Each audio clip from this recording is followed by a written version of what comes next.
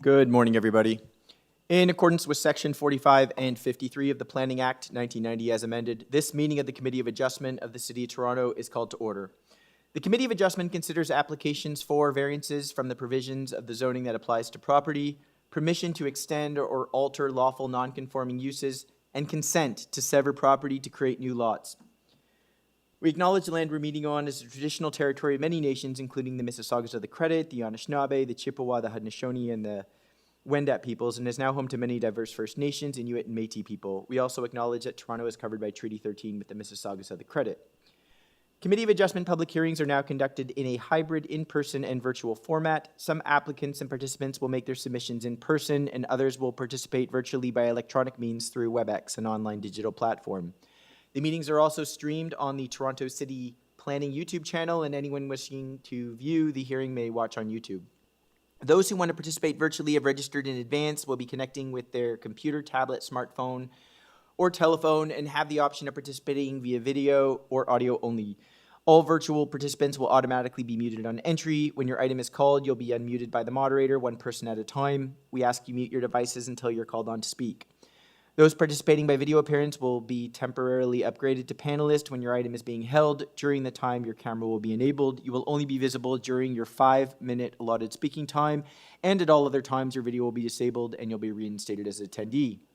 For both in-person and virtual participants, Committee of Adjustment staff will share presentations submitted in accordance with the written submission deadline. Those participating through WebEx are not allowed to use share screen or any other panelist controls during a video appearance. People attending in person today who want to receive a copy of the decision of the committee on an application must fill out a decision request card, and those participating virtually need to submit a written request for a decision by email. Please ensure that you include your name, your address, and email address, because the Committee of Adjustment and the Toronto Local Appeal Body will be sending notifications and appeal updates by email. If you do not agree with the decision of the committee, you may be able to appeal the decision to the Toronto Local Appeal Body, or in some limited circumstances, to the Ontario Land Tribunal. However, the provincial government amended the Planning Act and generally removed rights of third parties to appeal Committee of Adjustment decisions.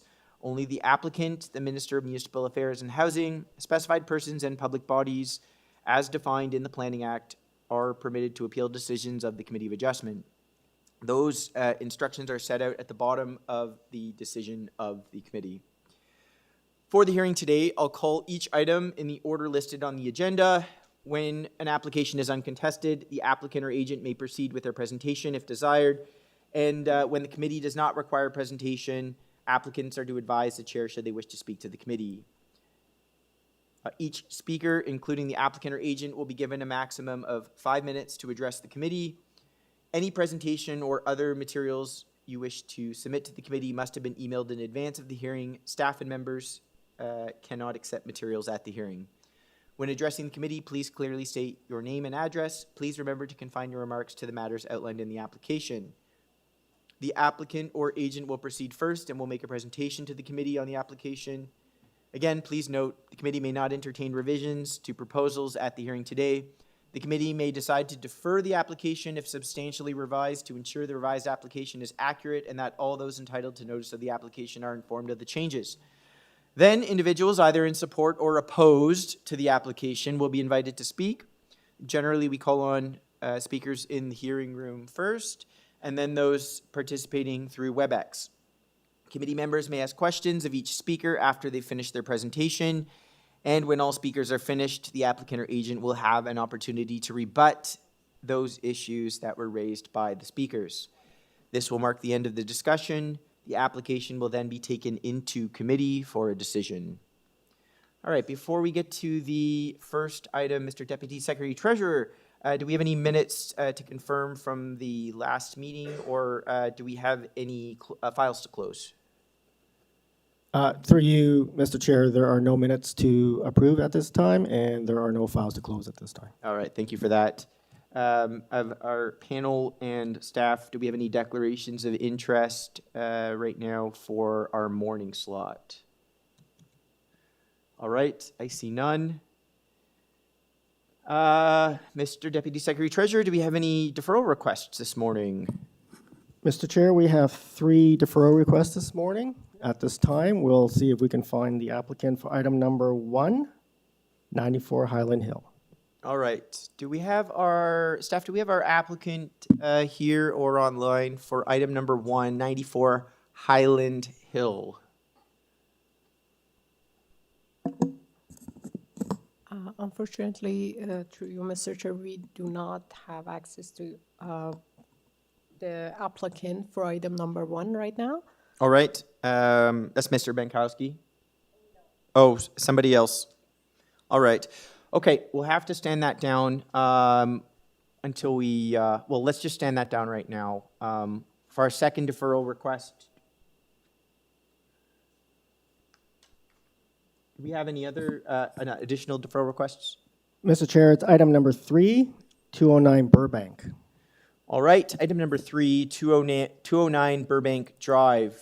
Do we have our agent or applicant with us? Oh, sorry, Mr. Chair, we were just informed that the same applicant will represent item number 1. Oh, okay. Correct. Oh, and we have him here. All right, I Yes, Mr. recognize Chair. the voice. Name and address, please. Yes, Jonathan Benskowski, 301 Keewatin Avenue. All right, Mr. Benkowski, you're going to be speaking for item number 1? Correct. All right, let's go, let's try to keep in order today. So, item number 1, 94 Highland Hill.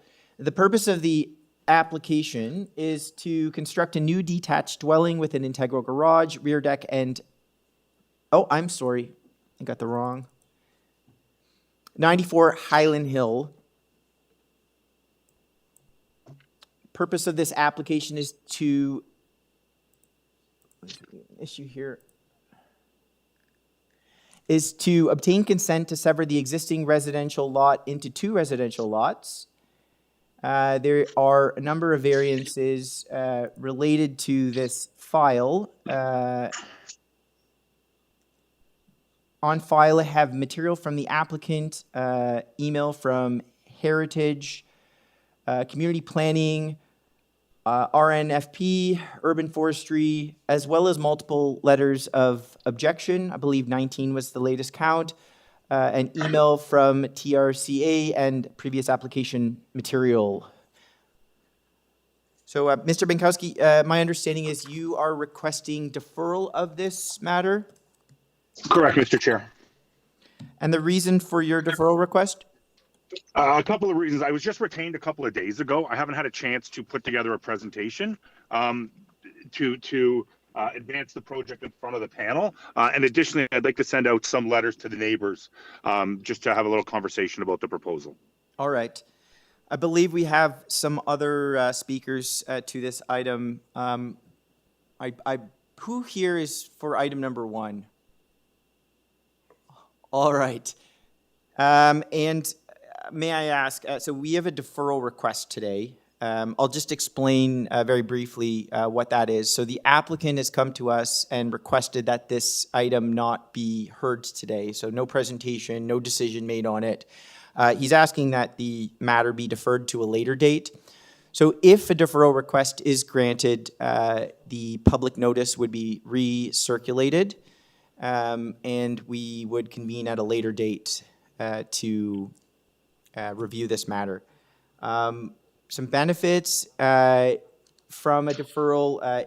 In some cases, it allows for the agent or applicant to have further discussion with the neighbor to see if they can come to any resolution before they come to our hearing, though I recognize in some cases that may not be possible.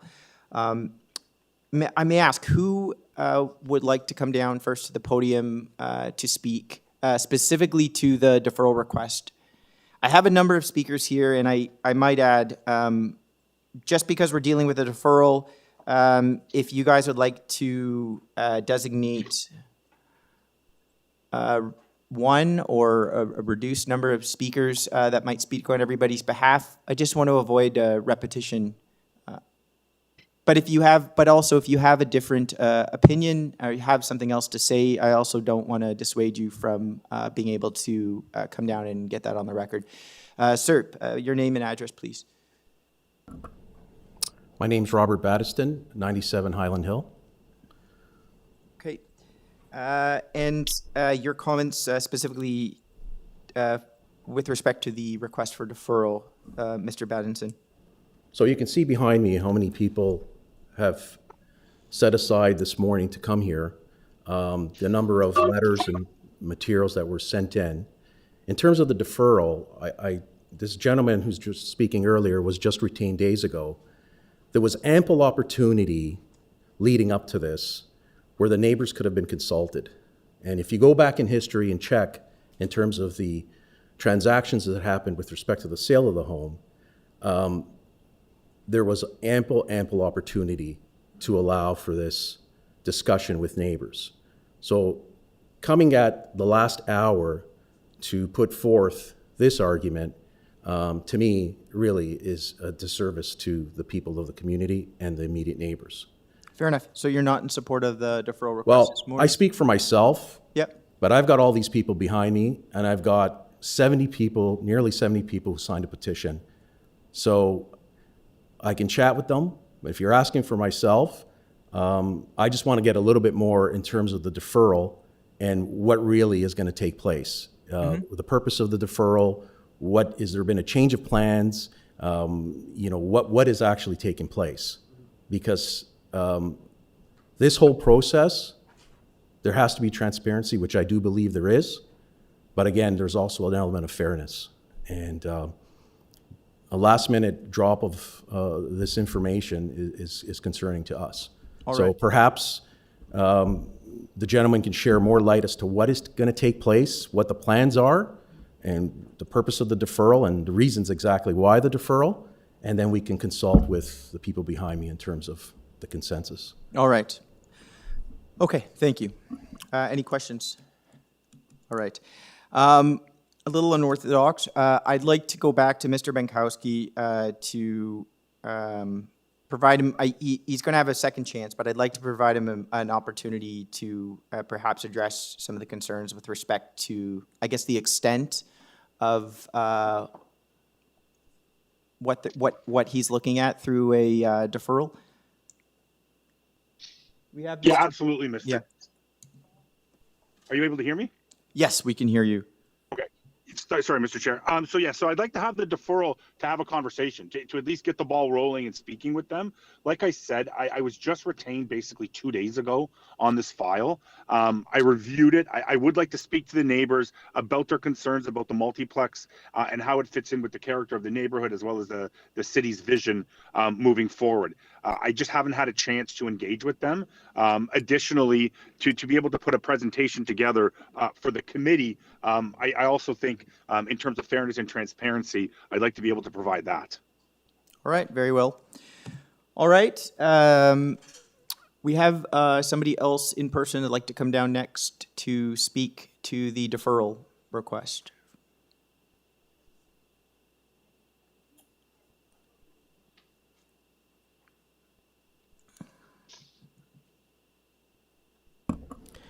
Yeah, my name is Bobby Panico. I'm at 98 Highland Hill. And, regarding the deferral, my personal stance on it is that unless there's so many people against it, including myself, that unless their deferral is to change the plan and come with a revised plan that fits within the normal constraints of our community, I think we should, there's no need to defer it. Let's just discuss it right now. So you're not in support of the deferral, sir? Me personally, I'm not in support of the deferral. Fair enough. All right. We have someone else like to come down.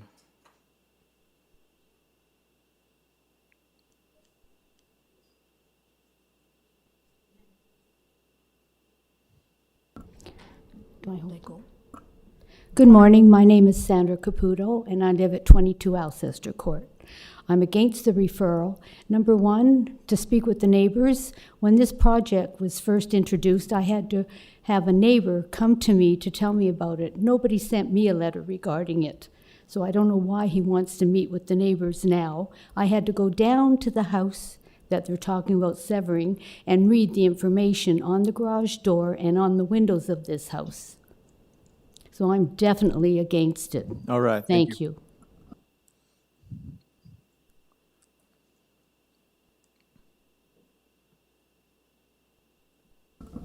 Good morning. Good morning. My name is Bruno Pisani. I live at 92 Highland Hill, which is directly adjacent to the property in question. I'm against this deferral. I work full-time. I've had to cancel all my meetings today. There was plenty of time for the developer to retain, I don't know if he's counsel for the developer or in some type of planning department, but I'm against this deferral. I think we should have it today. All right. Thank you. Thank you.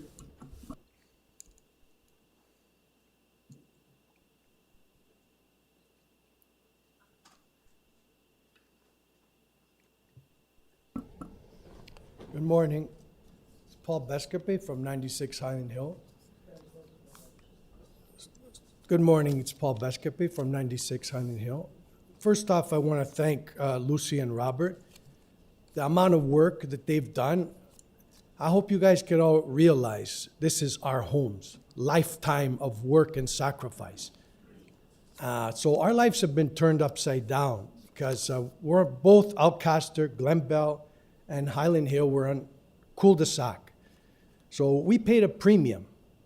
And I really feel that the whole process is a lack of respect because I know what's right. And what's right is strong family, strong country.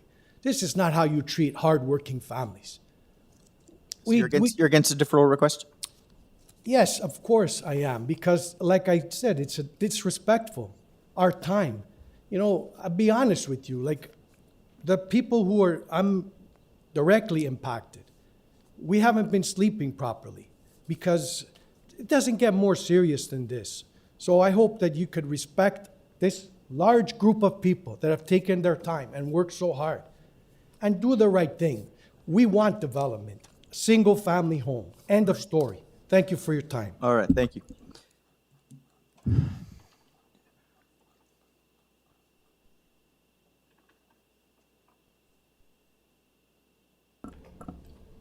Good morning. Good morning. My name is Lucy Battiston. I reside at 97 Highland Hill. We've put together a very strong opposition petition. So moving forward with a deferral is not supported. All right. Okay. Thank you. Thank you.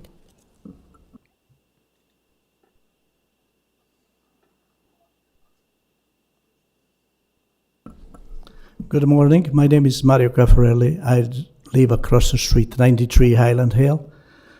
For this matter, I had to cut short my trip in Italy. So I'm against this referral. So if you can resolve this problem today, I would be very appreciated. Thank you very much. Thank you, Mario.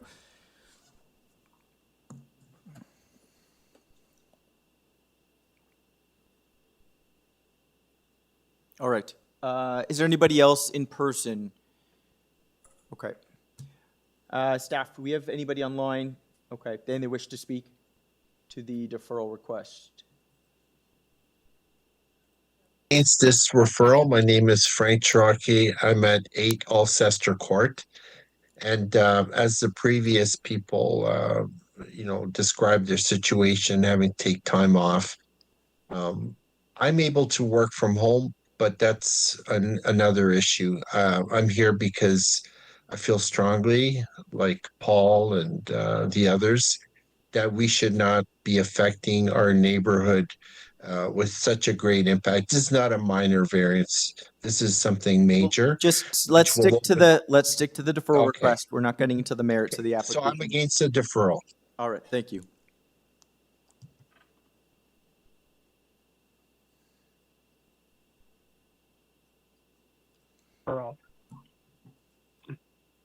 Hi, good morning. My name is Brunella DeMarco. I'm also against the deferral. And your address? My address is 37 Glenbell Crescent. Okay, thank you very right much. across from, yeah. You're Yeah, very Mr. Moore, welcome. thank you very much.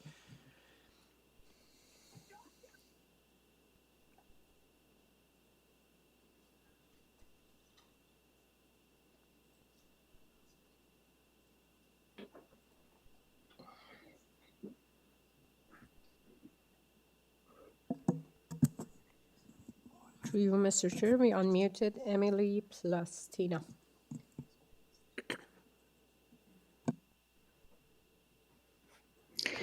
My name is Emily Plastina. I am representing my parents at 14 Alcester Court, and I'm against the deferral. All right, thank you.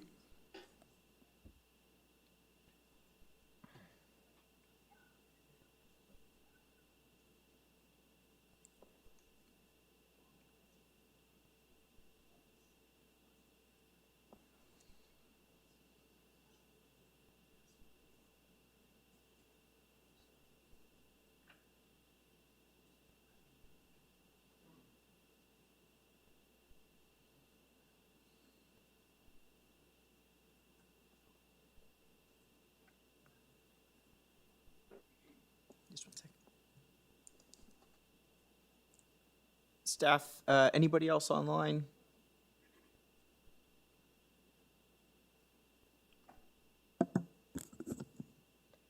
Through you, Mr. Chair, we had Patricia online, but right now I do not see her anymore.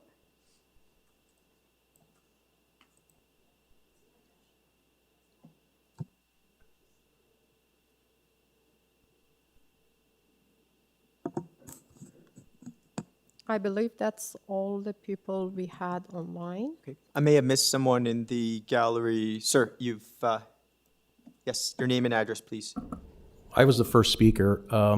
There are some people here with us today that are not comfortable of coming up and speaking. Perhaps we can do a show of hands in terms of their response in terms of the deferral request. I'll ask, is anybody in support of a deferral? Mr. Chair, just as a note, we can't do a show of hands because the public can't see. Yeah, thank you for that reminder. So I cannot, to Mr. Deputy Secretary Treasurer's comment, because we are in a hybrid hearing, we've got certain limitations in what we can and can't do. Mr. Chair, if they're comfortable with just giving their name and address, Yes. we can note that as being against it. So they don't actually have to speak. They just, if they're If you comfortable just in give us giving your name and address, we can get it on the record then. My name is Gordana Caffarelli, 93 Highland Hill. I am against deferral. All right, thank you. Good morning. I'm Maria Di Mano, living at number 7 Alcester, and I'm against the referral. Thank you. Good morning. My name is Frank Peter. Lives on 298 Rani Avenue. I'm completely opposed to this. Sorry, just say your name and address again for us. 298 Rani Avenue. I got that. Okay. Thank you. I'm complete. And I heard you're against the deferral.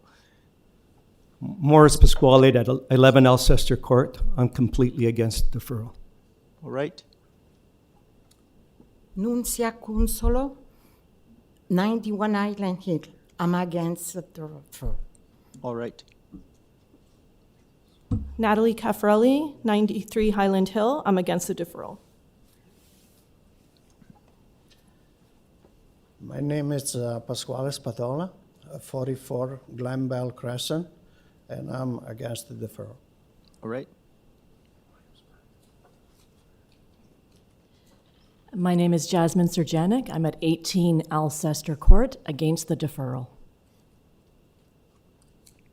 Good morning. Vince Pugliese, Pugliese, 18 Alcester Court. I would like to say I am Spartacus, if anyone gets that reference. I, too, am opposed to the deferral. Thank you. My name is Pina Panico, and I'm against the referral. Your address, ma'am? 98 Highland Hill. Thank you. My name is Antonio Panico, and I live on 98 Highland Hill, and I am opposing.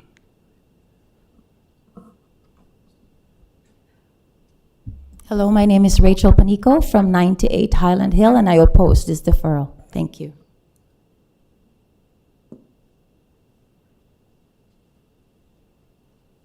All right. Okay, thank you, everyone. Okay, I'm like to turn it back to Mr. Benkowski. So we've got a pretty strong opposition for this deferral, Mr. Benkowski. Provide you an opportunity to perhaps address some of the opposition as well as the committee on the request. Yes, I have reviewed the letters of objection. The letters of objection largely deal with the number of units that are being proposed. There is no variance before you for the number of units that is being proposed. The triplexes are permitted on both properties. I don't want to get into the appropriateness of the proposal at this time, Mr. Chair, in case the deferral is not granted. But I would note that the objections largely deal with the triplex that is being proposed on each proposed new lot. And I'm happy to meet with the neighbors to discuss that. That was one of my reasons for the deferral, was to send something out to them and hold a meeting with them to discuss that. All right, very well. Any questions of panel members right now? Yes, Mr. Schwartz. Well, maybe I should add, since even though he's not, we don't want to speak to the merits, but I think it's important that the public understand what the consequences would be of not having deferrals. So maybe from the point of view of the applicant, just so that he could articulate, because I'm assuming that he's done this before. And so why don't you articulate to just, this is for the applicant's counsel, right? Question for him? Okay. Yes. Why don't you just, well, let's just play this through so the public understands what the consequences would be for a deferral. Let's say we refuse the deferral, we do the hearing today. And let's say even you lose today. Then what's your next step? Just so that they understand, because they may not be as sophisticated as you are where they're headed. Because a deferral, there's a chance that a deferral might be in their interest, and I'd just like you to articulate how a non-deferral and refusal might be, just hypothetically, just so that we have the full picture, and so the public has a full picture too. Could you do that briefly? Through you, Mr. Chair, Mr. Schwartz, I don't want to speculate. I don't believe as a professional planner I should be offering what the outcome of a refused application. I'm not asking for speculation, but maybe just the kinds of things that happen in the process. Maybe you could explain that. Sure. So, as Mr. Chair spoke of in the opening remarks, the province has eliminated the appeals for neighbors. There's basically special bodies, be it the province and the city, that are able to appeal. The only other individual that is able to appeal the decision is the owner of the property. I don't want to speculate or make it come off as a threat that is what would happen in this instance, but the owner of the property does reserve the right to appeal this decision to the TLAB if they wish to do that, and that would be the outcome of a refusal or of a non-deferral decision. I hope that does it. I'm just very hesitant to. Are there any advantages to the public if we defer, right? You said you wanted to meet with them, right? Are there advantages to them if we defer then? In my view, yes. I think conversation, I think the planning process is invariably there to involve the public. I think that's largely what the Committee of Adjustment and the planning process involves. So I always think a conversation is a good idea. As I said, I was just retained a couple of days ago. And I haven't had that opportunity to have a conversation with the neighbors. All right. Thank you, Mr. Benkowski. Mr. Schwartz, that answers. Okay. All right, let's take this into committee.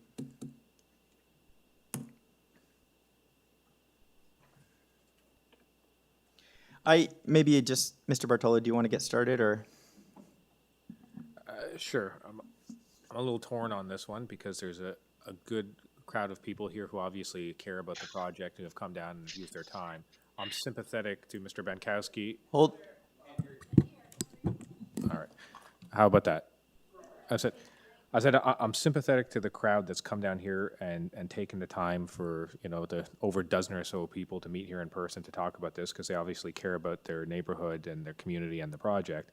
I'm somewhat sympathetic towards Mr. Bankowski, who just got hired a couple days ago, but that's not his fault. But the owner had the opportunity to advance this file or push things along prior to Mr. Bankowski coming on. So I understand Mr. Bankowski is in a little bit of a hot seat, only being retained 2 days ago and now here before this and having to deal with that. So I get it, right? But on balance, you know, I don't know that, you know, the owner's time is any more valuable than all of these people's time is either. So I'm happy to hear the case today, and let's get it done.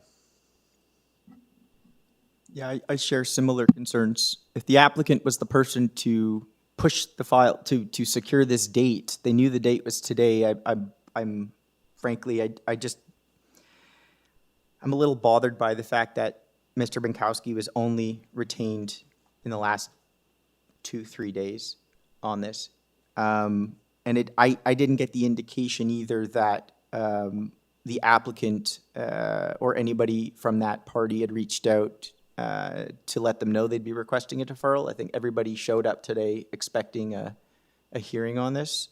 So I do have some issue with, I'm not sure that is a strong enough reason for Mr. Bankowski to provide a deferral at this time.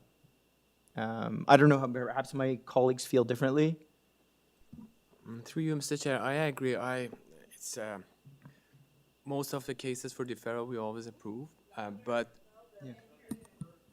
in this case, I agree with you and my colleagues. I think it's just disrespect to the community and neighbors that the agent has been hired like a couple of days ago. So I'm against the deferral. All right. So do we have a motion? I guess we don't make a motion. I guess we don't need one if we're not gonna. We address the deferral request, yeah. So to address the deferral request, Mr. Bartolo, would you like to make a motion? Yeah, thank you, Mr. Chair. Through you, I'll put forward a motion to reject the deferral request. Thank you. Right, do I have a seconder? Mr. Majari, all in favor? Opposed? Sorry, Mr. Fazeli is opposed, and Mr. Schwartz, you're? I don't know. I haven't decided whether I'm opposed or not, but you know what? I'm going to oppose it. All right. Yeah. Okay, opposed, Mr. Fazeli and Mr. Mazziari. So the motion carries, the request for deferral is denied, and the application will proceed. Did you get that? Oh, sorry. I'm sorry, Mr. Schwartz opposed and Mr. Fazeli opposed. Maybe I could say why. Does it matter? Well, okay, we'll just oppose it. All right. So I'm going to turn it back to Mr. Bankowski. I'm going to ask for a presentation. We'll get the 5 minutes up. Thank you, Mr. Chair. Did you want to do the other deferral I had now, or did you want to do that after? Yes. Mr. Deputy Secretary Treasurer, do we want to deal with the other deferral requests, or do we want to carry on with this? I would carry on with this, but I just want to confirm you voted. I did Sorry, vote, yes. Okay. I did vote in support of the motion, which is, it carried. Okay, thank you. I would recommend, since everybody's here and it's fresh in your mind, I think we should deal with this now. Okay. All right, Mr. Bankowski, the floor is all yours. Staff have got the 5 minutes up. Yes, if we could bring up the public notice, please. Thank you. So I just want to note that this is an application for consent. as well as 2 related minor variances. As you can see from the material submitted by all city agencies, there is no objection from planning, ECS, or any city department, including forestry. The application for consent proposes 2 undersized lots. Those are the only variances related to each triplex that is proposed. So in terms of the built form of both of the proposed triplexes, they comply 100% with the zoning bylaw. And I think that's important because when we speak to the appropriateness of an undersized lot and what is able to be put on that property, when we look at the built form of the dwelling, it complies with the entire zoning bylaw. So in terms of each lot being both part 1 and part 2, proposes to offer a triplex on 3,213 square feet. So in terms of what is going to go on that property, in my opinion, it fits that intent and purpose of the zoning bylaw because, again, a triplex in 3,213 square and fits all aspects of the zoning bylaw, be it height, setbacks, the entire package. Now, to look at it on the other side, if this were to be developed as a triplex with one house on it, you could have approximately 673 square meters of living space or 7,244 square feet, and that would be as per the zoning bylaw. That would be permitted as a triplex for the zoning bylaw at 7,244 square feet. So again, just to circle back to the appropriateness of the proposal itself, in my opinion, it fits the character of the neighborhood, again, as it is 2 dwellings that comply with the entirety of the zoning bylaw. And I do think that's very important when we look at that aspect. In terms of the frontage, this portion of Highland Hill does have very, very large frontages. But again, to take that back to the vision of the city of offering 2 triplexes on this property that comply with the entirety of the zoning bylaw, in my opinion, speaks to the appropriateness of it. I'm happy to answer any questions that the committee might have. Thank you. Mr. Chair, just for clarity, because it's been brought up before, can I have the agent just acknowledge that we have found out that the ownership has changed for this property?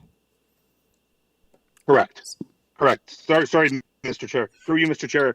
Yes, Deputy Secretary, the ownership has changed. All right. Questions, Mr. Bartolo? Not so much a question, just a point of clarity. I think it's important for everybody here that the proposed triplexes in terms of height, setback, lot coverage, green space, or landscape allocation, you are going to meet the bylaw. You're not asking for a variance on any one of those items or any other item. All you're asking for is the consent, and if you get the consent, your triplexes are fully in compliance with the city's bylaws. Is that correct?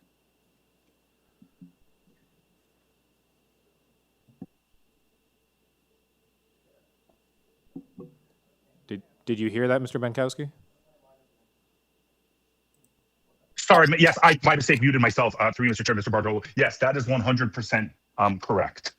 The entirety of the proposal complies with the zoning bylaw. So we'll put this, I understand your question. Thank you very much for clarity. We're just going to put up the minor variance application just for confirmation of the variances requested. But thank you for that question.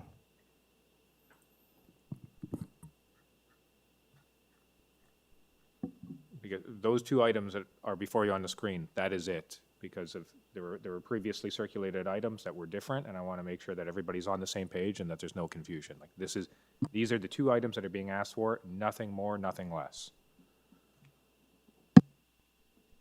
Yes, Mr. Marchari. Thank you, Mr. Chair. And through you, Mr. Benkowski, I understand you've been retained 2 days, so you may not have a chance to study fully the neighborhood, but can you point out any other property with this size in the neighborhood? Through you, Mr. Chair, not in terms of the neighborhood, yes. On this stretch of Highland, no. As we go on to Renee, yes, there are properties that have similar frontages to what are being proposed. But again, just located to the north of Rainey, there's 1, 2, 3, 4, 5, 6, 7, 8, 9, 10, 11. There are 12 properties on this portion of Rainey North, on Highland north of Rainey. But along Rainy, there are frontages, yes, that would be similar to what is being proposed. Do you know the number, the address by any chance? You know what? I'm up on Toronto maps here. Oh, okay. If you bear with me for 1 second.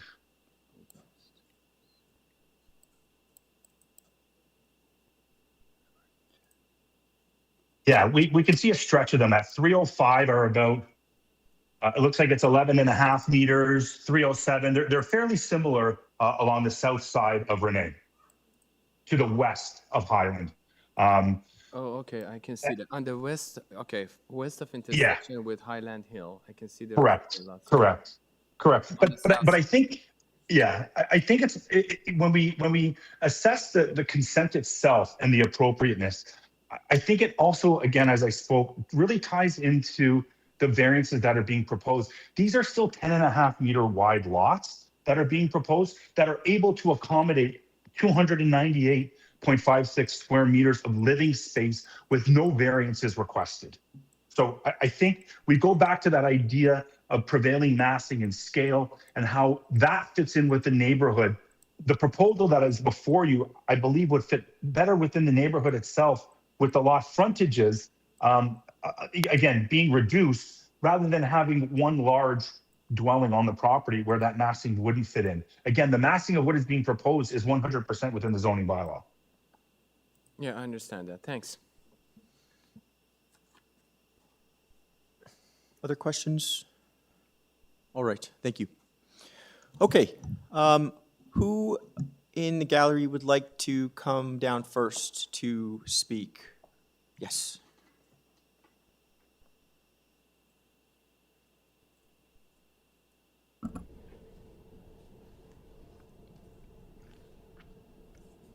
Whenever you're ready. So just to clarify something before the 5-minute clock runs, you've asked him about other properties on Rainy, and he's not providing any definitive numbers in terms of lot sizes. And just for the record, the importance of understanding the immediate context and broader context is very critical. Okay. So I just want to. Yeah, this can be part of your. Correct. Yeah. And it will.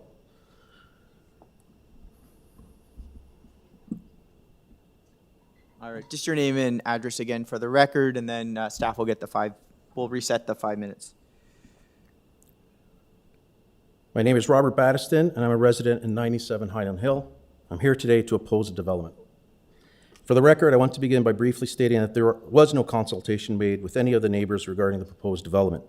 What I present to the committee today is a response to jointly considers the notices relating to the lot severance and the minor variances to the zoning bylaw.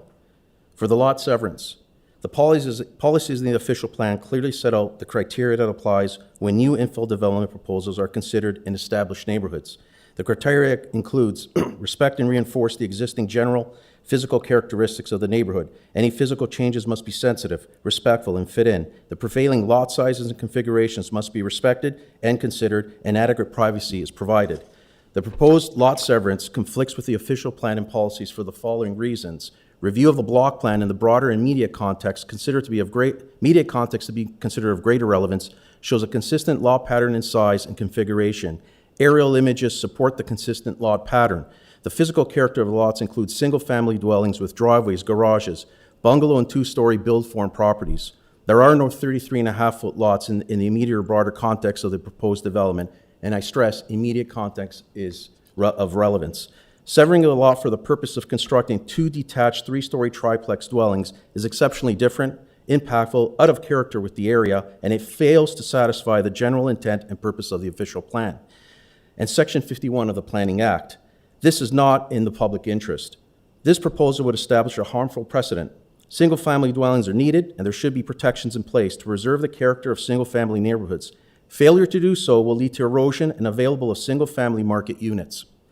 In terms of the zoning bylaws, with respect to the zoning requirements for lot area and frontage, the City of Toronto zoning bylaw clearly states lot area, the required 550 meters, what's proposed is 374.4. For frontage, the required minimum is 15 meters, what's proposed is 10.24 meters.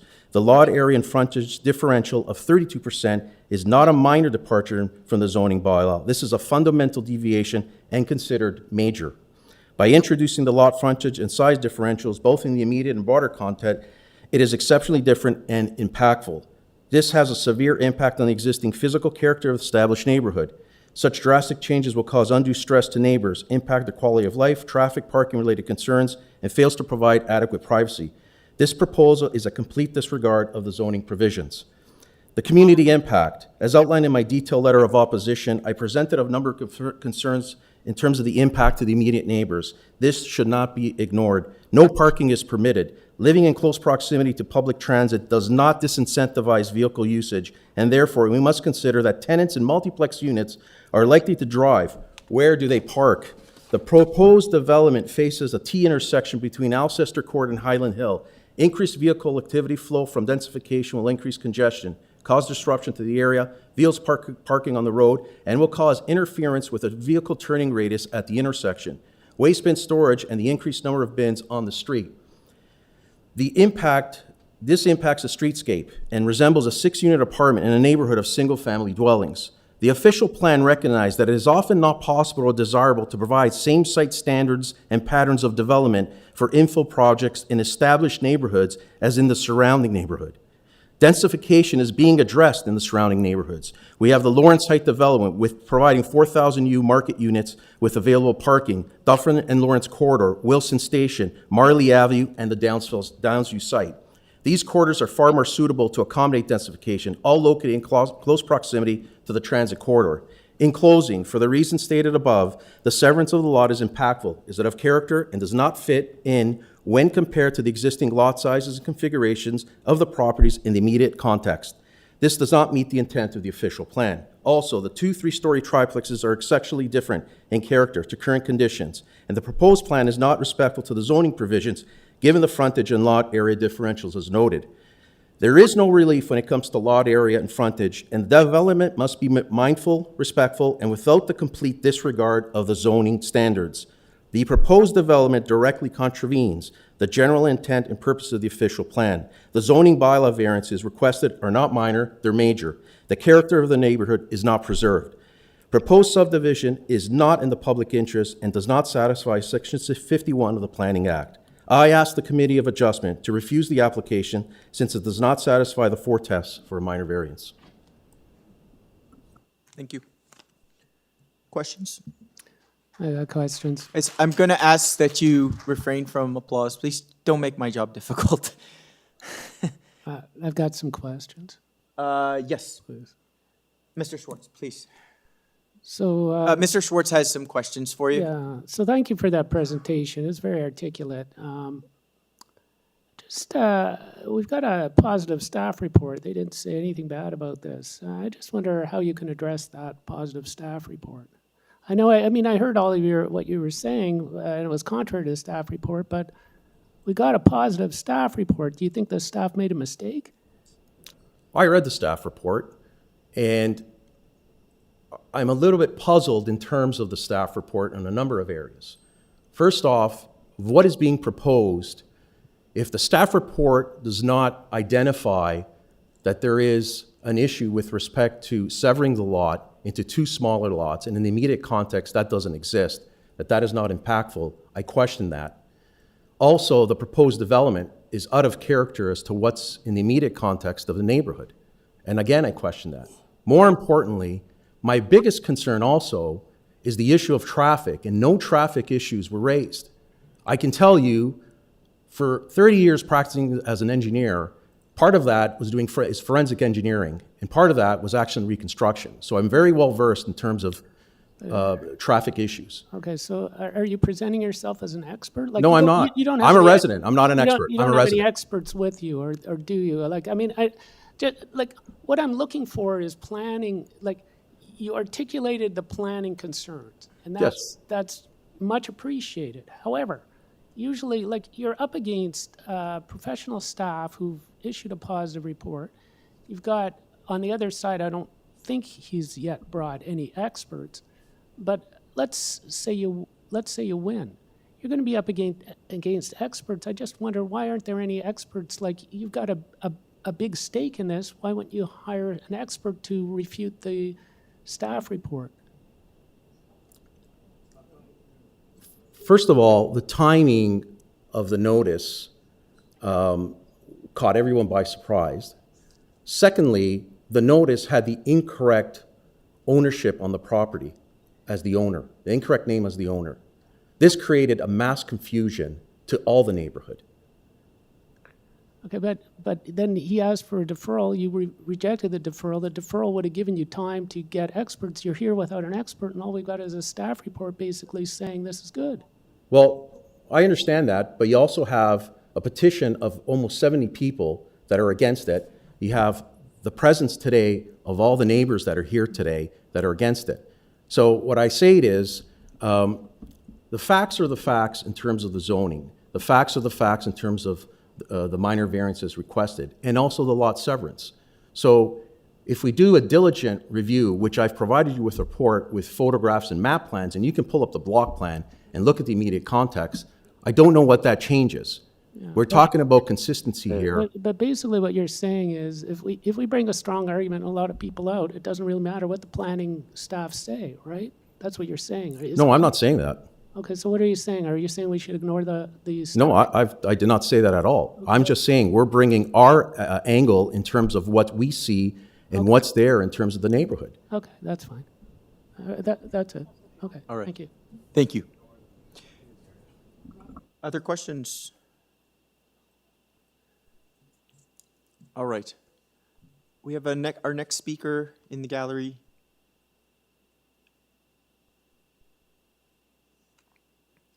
So for everybody, just because we have a lot of speakers, just be mindful about any sort of repeating anything that was previously said. If you have a new point to argue, by all means. Okay. Good morning, members of the committee. My name is Lucy Battiston, and I reside at 97 Highland Hill. I'm speaking today on behalf of all the seniors and residents in our neighborhood who are unable to attend or speak for themselves.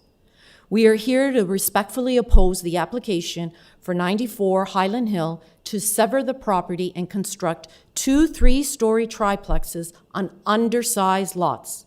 This proposal is deeply concerning because it is not a thoughtful evolution of the neighborhood, but rather disrupts stability and threatens the character of the neighborhood. Residents were never consulted by the owner, and that is why I am here, to ensure our concerns are heard. First, I'll speak to the neighborhood character.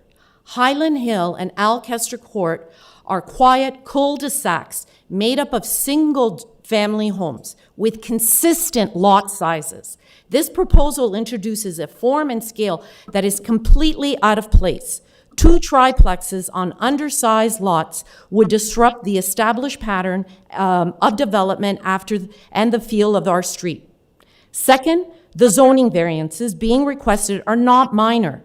The lot frontage and area differential is 32% than what's permissible. That's a significant deviation. These smaller lots simply cannot accommodate triplexes without negatively impacting neighboring properties, especially in terms of privacy, scale, and compatibility. Third, the density increase is dramatic. This block of Highland Hill currently consists of 12 homes. Adding 6 new units will raise that number to 18, a 50% increase. That's a significant jump for a small cul-de-sac with no sidewalks. Our infrastructure was not designed to support this level of development, raising serious safety concerns. Also, parking is restricted here, and overnight parking is prohibited. More units leads to more vehicles, increased congestion, and added strain on traffic flow and safety, especially at the T intersection where Highland Hill meets Alcester Court. Even though the site plan says no parking, the hardscape areas in front of the units make it inviting to park there. Fourth, we're not against growth, but it needs to happen in the right places. There are already several planned large-scale densification projects underway in the nearby areas, like Lawrence Heights, Marley, Dufferin, Yorkdale, Downsview. Highland Hill is not one of those areas. It is a quiet street with limited capacity, not suitable for intensification. Fifth, this proposal does not align with the city zoning bylaw and official plan, which aim to preserve the character of low-density neighborhoods. Approving this would set a dangerous precedent, one that undermines the planning principles that have protected our community for decades. Sixth, single-family homes play a vital role in supporting Toronto's diverse households, especially large and multi-generational families. These homes offer space, privacy, long-term stability. High-density units cannot support these living arrangements. Preserving single-family homes is key to maintaining inclusion, cultural diversity, and livability. Finally, I want to speak on the emotional impact. Many of us have lived here for decades. We've invested in our homes. We've built a strong, connected community. This development feels imposed on us, and it prioritizes the financial interests of a developer over the well-being of long-standing residents. Nearly 70 residents have signed a petition opposing this development. Councillor Cole has received over dozens of calls, and nearly 20 opposition letters have been submitted. And today, our community is showing up both in person and online to make our voices heard. In closing, this proposal fails to meet the 4 tests of a minor variance. It's incompatible with the surrounding homes, conflicts with the zoning and planning policies, and would negatively impact our neighborhood. I respectfully urge the committee to refuse this application. Thank you for your time. Thank you. Questions? All right. Some other speakers.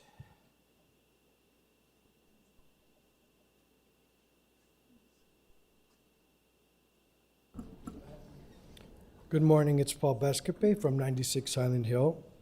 So for everybody's time, I'll try not to repeat the same issues. So I'll start with the one that concerns myself and Bruno, because we're adjacent.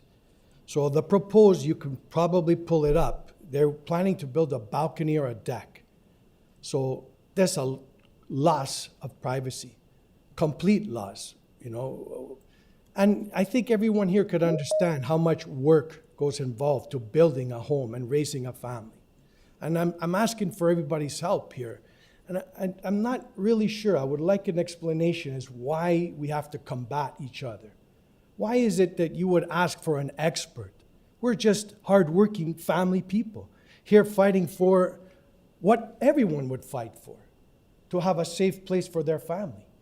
So why do we have to combat each other? Why would it be better that we have an expert? I would really like an answer to that. Could somebody answer that question, please? Yeah, it's not a discussion period. You got 5 minutes to present. Okay. The question came from one panel member. Mhm. There's 5 of us here. We're all independent thinkers. I think Mr. Schwartz was trying to, you know, he's trying to kind of press the case, you know, for more information, whether or not, given the number of people and the number of opposition, the amount of opposition, I think he was, Mr. Schwartz, perhaps I'll let you speak for yourself, but I think he was trying to. Once the individual has finished his time and spoken, I'm happy to address it in you know, to explain what I've said, but let's let him have his time. Yeah. And then I mean, typically we don't take questions from the public, but I think it's well-intentioned, so I'm happy to answer him, but Fair at enough. the end of his Okay, thank you his, for that. time. Really appreciate it. So, like I said, the balcony is the complete loss of privacy. We all deal with blue bins and green bins. So where are they going to go? And it seems unfair that they have an area of interlocking in the front of the property. How will that not be used as parking? That doesn't seem like it's transparent, in my opinion. So I don't want to repeat what I've already said. We've gone over, you know, the important things. And just, you know, it's Glen Bell is a cul-de-sac. Highland Hill is a cul-de-sac. Alcastre is a cul-de-sac. So when the gentleman says that there's already these severed lots, Rainey is a through a street. I believe there's big difference from when you can drive right through a street, when you come to a dead end. And it was my dream to have this house to raise my family and all of us. And that's what we're here today. We're really asking for your help to make the right decision to build a strong, great city. Toronto's great city. And we need to support families, just like we need to support condos, and there has to be room for all of us. Thank you for your time. Thank you. Well, if the gentleman's still there, I think you should stay there if you want. You asked me a question. Typically, we ask the questions, but I think it's a fair enough question, so I'm happy to address it, right? Like, and you shouldn't read into my questioning. It's no end. You may think you know what I'm going to do, but I don't even know what I'm going to do yet. I'm asking questions so that I know how to decide this, right? And so I'm asking questions about experts because you may not know where you're headed, but let's say we turn this down. You're not finished, right? And experts play a role in planning. And you know, the city does have planning staff. They make recommendations. It's a planner's world. Sure, that a lot of people can come out, and you may have an intuitive sense of planning yourself, but ultimately it comes down to experts if you go through the process. And that's why I raised the issue, because you may need them, depending on where this goes. It wasn't intended to criticize you. It was intended to just make a comment on it. Okay, that's all. All right, we have some other speakers.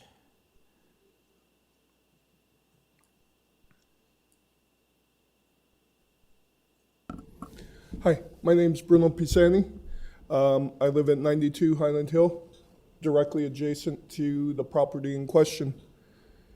I'd like to know why on Rene, they're building single-family homes, but on the cul-de-sac, they want to build 2 triplexes. I've been there 45 years. I've been there longer than only one other person. Now, everybody has renovated their houses. They've kept the outside more or less as it was. You know, they've done some work. The 2 houses that have been recently built within the last few years are beautiful single-family homes. The triplexes do not go with the community. It will increase traffic. We already have a lot of traffic from people driving onto our street, our dead-end street, trying to get to Yorkdale parking lot. Boxing Day is insane. You can't get out of your driveway. We don't need more densification on that street, on those 2 streets. It should not be severed. I have a mother that has dementia. I have a father that is almost blind and deaf. They know their community. They know where to walk, what to do, okay? I got a mother, ever since this has come out, that has cried every day that she's scared she won't be able to go in their backyard because people are going to be looking down on her, okay? I got a father on a scooter. I don't need more traffic in that area. None of us need more traffic in that area. There are little kids. There are school-age kids. We have already a couple, like, it's getting insane there. There's lots of development that you could put on Dufferin. There's lots of development that you could put on Rene. You could put these on Rene. But you decide to put them on the cul-de-sac because he bought the land for one price that he would buy a lot that's half the size on Rene for the same price, but there he can only build one triplex. Here, he can double his cash. That's not right. The triplexes do not go with this community. I beg you, please, please, please, reject this. Thank you. Thank you. Questions? Mr. Bartolo? Not so much a question, but just some kind of general information that Yes. we cannot stop them from building a triplex or even a fourplex on that property, right? It's allowed. It's allowed within the city of Toronto, right? So this is a question of whether they can sever the property into two, not a question of whether they can build a triplex or a No, fourplex. that's what I meant. Do You know not. what I mean? So say we refuse it. Just say we do, right? They can still build a frankly, they can build a fourplex. They could probably get 5 units on that land if they put a garden suite at the back. And there's nothing anybody here can do about that. It's allowed. It's permitted as per the law, right? So I just want to make sure that that's clear, because really what we're talking about is cutting a piece of land in two, which I understand from a community perspective would mean 2 triplexes, not 1 triplex, right? But if they really played around with their design, they could probably fit 5 units on the existing land without severing it. But Right. who makes these decisions? I understand it's the planners. This was a city council decision that's come and gone and a provincial decision that's come and gone for a long while. So I just want to be clear about what we're talking about. We're talking about severing the land into 2 pieces, which I admit would allow them to do their 2 triplexes, right? But it does not stop the triplex or fourplex or anything like that from happening in the neighborhood. That is impossible for us to prevent, right? So you'll build brand new. I'm going to interject there. This discussion really, it has nothing to do with us. We don't have any power to push this policy or not push it. We all live it, and I think most of us, if not all of us, live amongst you guys. We all live in neighborhoods in the city of Toronto.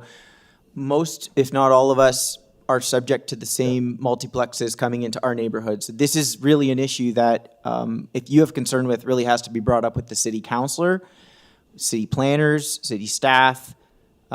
It's really not an issue for a committee. We don't have any say of it. We may even agree with you on that, but we are just we're appointed just to deal with the minor variances. The lot right? should not be severed at all. All right. Thank you. Okay. We have other speakers.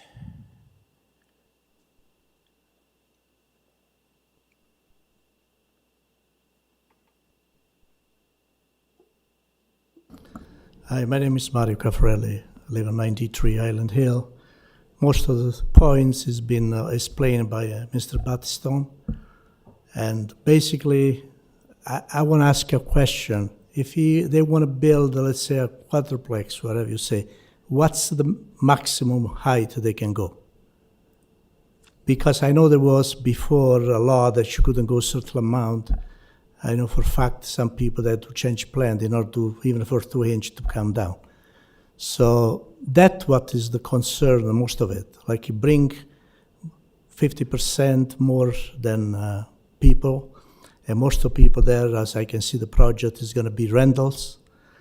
Not to be prejudiced, but rentals, they don't care to keep the property nice. We're going to have lots of garbage bin all over, garbage thrown on the lot and everything else. That's what create.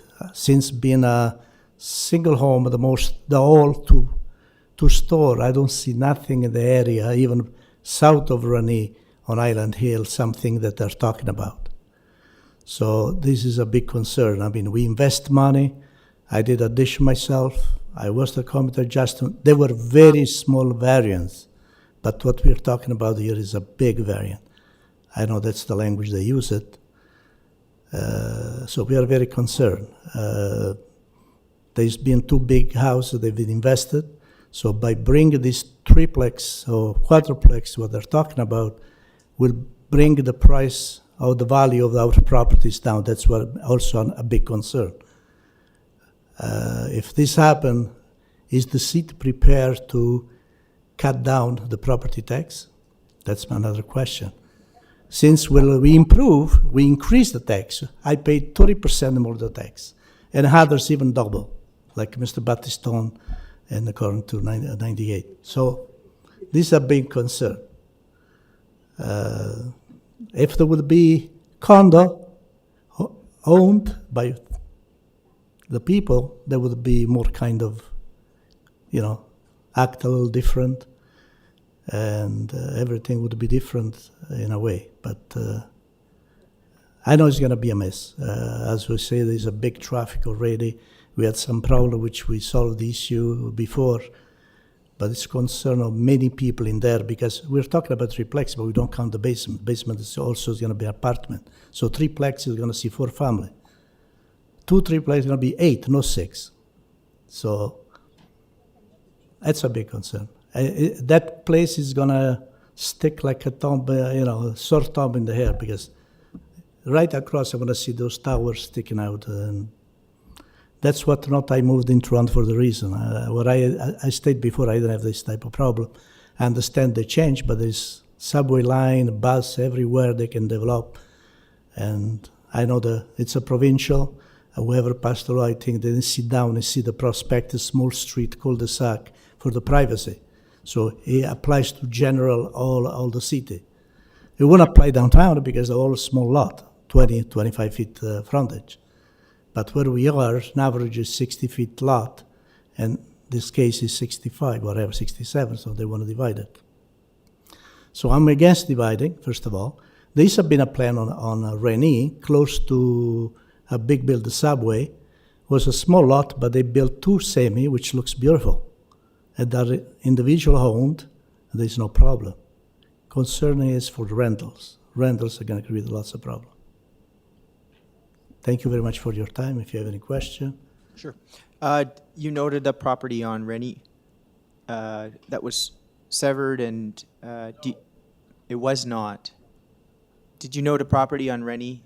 I don't know the address exactly, but they made a beautiful 2 semi. The lot, I think, was about 50. It's just before the light at the corner, the second house from the corner, south side of Rennie. Okay. All right. Thank you. Okay. Thank you.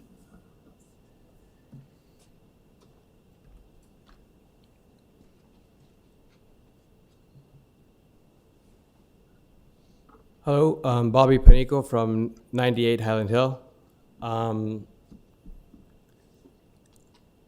About 4 years ago, we built a multi-generational home. If you don't mind, you can pull up the block plan. You can see our area, and you can notice that all of our lots are 50 plus. My lot is a 73-foot lot. We did buy on a cul-de-sac for this project because we figured that it's a community of single-family homes. And when we built 4 years ago, there were height restrictions. There was a lot restriction as far as how wide the lots could be. There was a 35% maximum land coverage. And I know we're talking about dividing the lot, which is hugely important. I don't think, if you look at the rest of the lots in the area, they're all over 50 foot. So that's the character of the area. And if you go to any of these areas of let's say, higher value homes, single family homes, you'll notice that the areas that have wider lots, the land value, the property values are higher in those areas because it's a desirable thing to have a nice wide lot, right? So now we're going to change that on a cul-de-sac, right? I mean, I agree with Kate. On Rani, there's a lot of these houses going up, which you need densification, and I agree with densification, but I mean, there are plenty of other places to do it other than a T intersection of 2 cul-de-sacs. So I think that's a major issue for me, that you're going to divide the lot right there. But also, I do feel like, there are got to be other variances. I mean, I don't believe it's 35. This property, from what I saw, is way more than 35% land coverage. And by looking at the pictures, I'm pretty sure it goes over the maximum height that I was allowed to build. So I'm not sure why these changes happened. And, it really would change the effect of the neighborhood. We all have little kids, and while I was building, I was in a condo. And not to knock anything about condos, high densification, great, right? But, I go into the condo with my kids and I smell marijuana. I have, tons of garbage and dirt everywhere. It's not exactly the choice that I made when I bought a house on a cul-de-sac. So I think that should also be taken into account, that, people buy in a specific area for a specific reason, and it shouldn't be able to be easily changed without the consent of the neighborhood. So the neighborhood is here, we're talking, everybody's opposing this because it's going to be harmful to our investment, what we've done for our lives, for our children, for our elderly. Again, my house is a multi-generational home, so I think, what we're trying to do is build a family unit, right? And I think families should be taken into account when considering all of this. So that's all for me. Questions? I don't know. I don't know if it's a question, but we've heard it from a couple of people, and we can't get into the financial consequences. It's simply planning consequences. I know it's on people's minds, but we can't, even if people raise the financial issues, we can't deal with that. There may be financial issues underneath it all, but it's simply planning, right? I know you raised planning issues, but I know you raised financial issues, and somebody else already raised them, and there's going to be lots more people coming. We can't deal with financial issues. Why not? All right. It's not in the Planning Act. We're simply a tool of the Planning Act. Financial issues do not take part in planning? Yeah, no, it's not in the Planning Act. It's only the 4 tests. Read the 4 tests. It doesn't mention financial at all. But that is to say that, if you facilitate we hear good you. planning, if you have good planning in a city, then it's not going to negatively affect property values. There may be financial issues It's not underlying everything, but when you raise them, we can't even really deal with that. We deal with planning. I just can't understand how that doesn't coincide in. Yeah, no, it is. That's in the Planning Act. Check the Planning Act doesn't say, the financial side. I mean, the is other thing I important. want to bring up is the, adding, if making it more dense is the key. You're not going to get, like with 6 more apartments, for sure you're going to ruin the neighborhood, right? With these 2 triplexes, there's no triplexes in the area. You can say when I built my house, it was for single family homes only, the area. So why all of a sudden now there can be a triplex? Yeah, this is something you need to bring up with the counselor. I didn't ask that question either. I basically just raised the financial side. We don't deal with financial side. It's just for your benefit and the benefit of everybody to know we can't deal with it. That comes up all the particular comment. It's always, I know it's in your mind, it's in your neighbor's mind, it's in everybody's mind. It really can't be in our mind because we deal only with the Planning Act. Well, I'd just like for the record to say that doesn't make any sense because the largest investment people make is their houses, and you're planning people's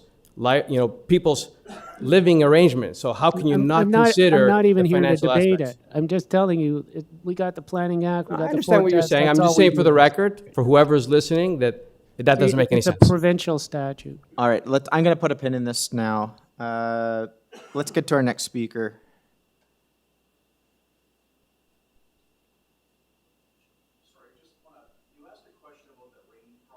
Hold on. I can't have speakers that have already come up again. If there's somebody else that's coming to speak, they may bring it up. We may have questions. I'm taking some notes as speakers are speaking. I have some notes for the applicant as well. So.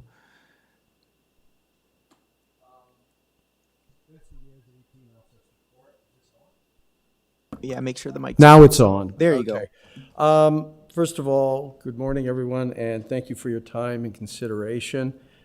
I had something prepared, but a lot of the points have already been raised. I will use this as a basis for discussion. So to address, first of all, the semi-detached homes, it was an empty lot for decades. It was sloped, and it looked like it had some potential creek or river water damage or whatever. We graciously accepted that home. It's or those homes. It's a semi-detached, respectful, in keeping with the neighborhood. So that's how that was addressed. A few points.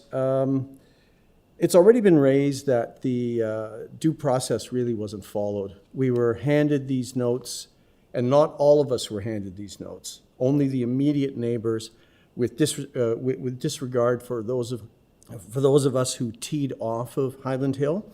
I would urge in future that a broader distribution of notices be provided.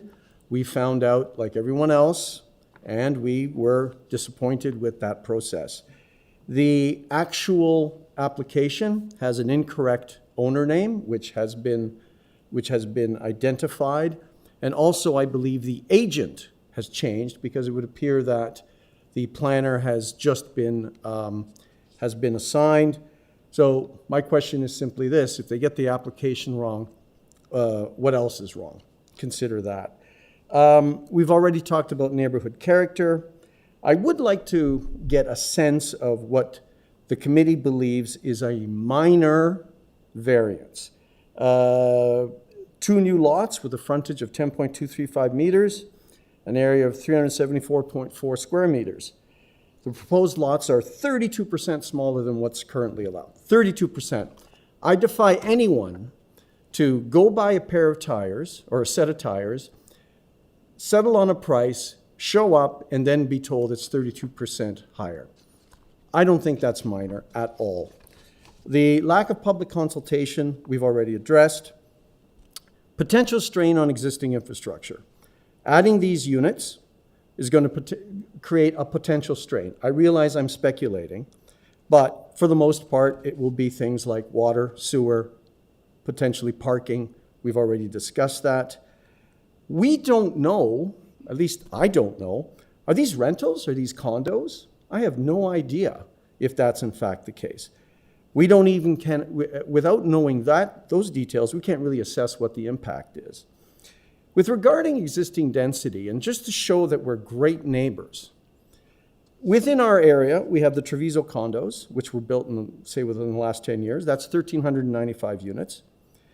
Fitzrovia Sloan, which is across the street from Yorkdale, that's creating another 759 units, all of which are rental. Lawrence Heights Revitalization, Phase 1 has 1,255 units, with 410 being rental, with a proposal for 4,000 more, in a more respectful way, along a transit corridor, along Dufferin Street, along Lawrence.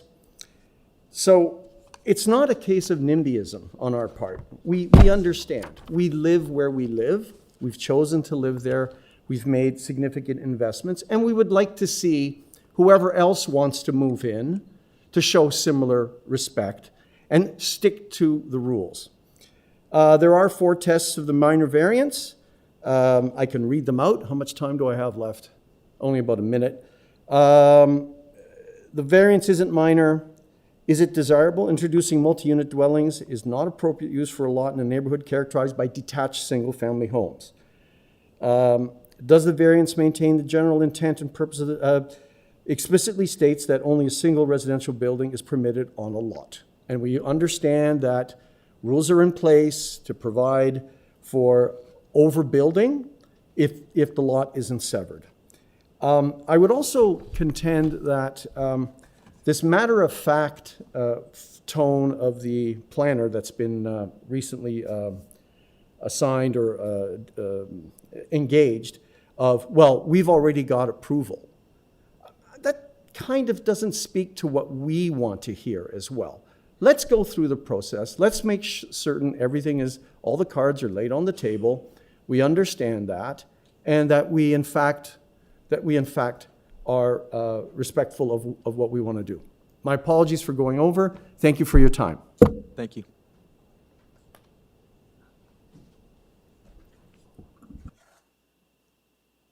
Do you have a question? Yes, Mr. Bartolo. I don't want to belabor this, but there is no matter-of-fact approval that the applicant already has in place. So I just want to make sure that's clear, because I'm not exactly sure what you're referring to. It was almost like a fait accompli. If we get the sever, we can build what we want, disrespecting the fact that the triplex, my apologies, the triplexes themselves are 32% smaller than what should be allowed. So I'm contesting the use of the word minor. We're supposed to accept that that's a minor variance. I understand. Okay. That's it. Thank you. Right.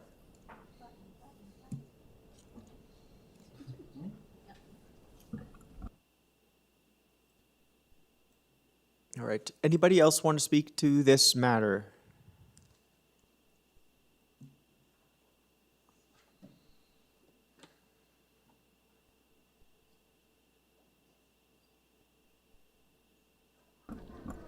Hello, my name is Rachel Panico from 98 Highland Hill.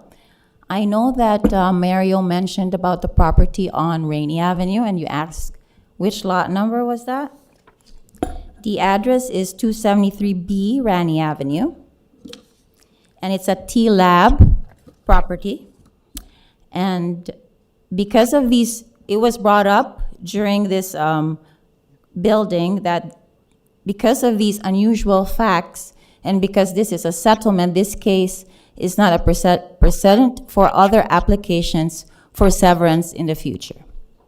Did we get your address? 98 Highland Hill. Okay. So that's just to answer your question about which. I just want to be mindful. We can't have more than one speaker from each address, or I should say from each household. Okay. So I'll just be mindful. It wouldn't be fair to give an additional full 5 minutes. I understand. I just wanted to answer your question because you wanted the address of Fair the enough. Rani Avenue. Yeah. Yes, I did. But can I ask a question though? Just really, I no? can't give you an answer. It's not a Q&A back and Well, forth. it's actually for Mr. Schwartz because he's the one who said it, who answered my husband's question. I'm willing to take anybody's question. I know that. That's why I'm going to But we don't have interject here. time, but I'm an open book here, so. Mr. Schwartz, it's just that I know you said financial reasons has nothing to do with you guys to focus on planning. My only question is, how about safety? Is that part of the planning? Because I have four kids. We have school-age kids. We have seniors walking in the morning and afternoon. So is safety one of it? I don't know if I'm here to really give planning advice. I just mentioned the financial side because I think it's really, we got 5 members on the committee. If you got something with safety, raise it. We'll deal with it in committee. I just wanted to point out financial because everybody is concerned about the I financial understand. side, and it really isn't in the Planning Act. So if you want to just talk about it, I'll let the other 5, well, the other 4 and me. I just wanted to know if safety is one of it when you consider your I can't planning. really give you advice. I just wanted to point out on the financial side because I didn't want like 77 people talking about finance when it's not going to help you. So if you want to talk about safety, go ahead. So is safety one of it? Yeah, I can't answer that question. I'm not a planning consultant. So who would be the person to answer that question? I would reach out to the planner that's assigned in community planning. You could reach out to staff after the Perfect. hearing. Okay. Appreciate it. Thank you. All right. All right. Do we have anybody else? I believe we have some speakers online. Staff? Yes? Okay. So if that concludes our speakers in person, let's move to our online speakers. And I just remind those online, please, we're already at an hour, almost an hour and a half on this file. Let's just avoid repetition at this point. Hi, my name is Franco Cherokee. I live at 8 Alcester Court. I know there were a lot of points made.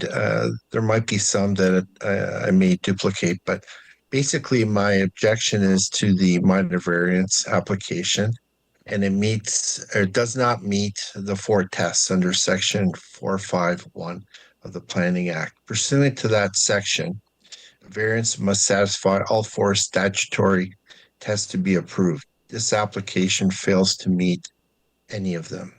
1, does not maintain the general intent and purpose of the official plan. The official plan emphasizes the protection and stability of low-density residential neighborhoods. The proposed multiplex development is inconsistent with this objective.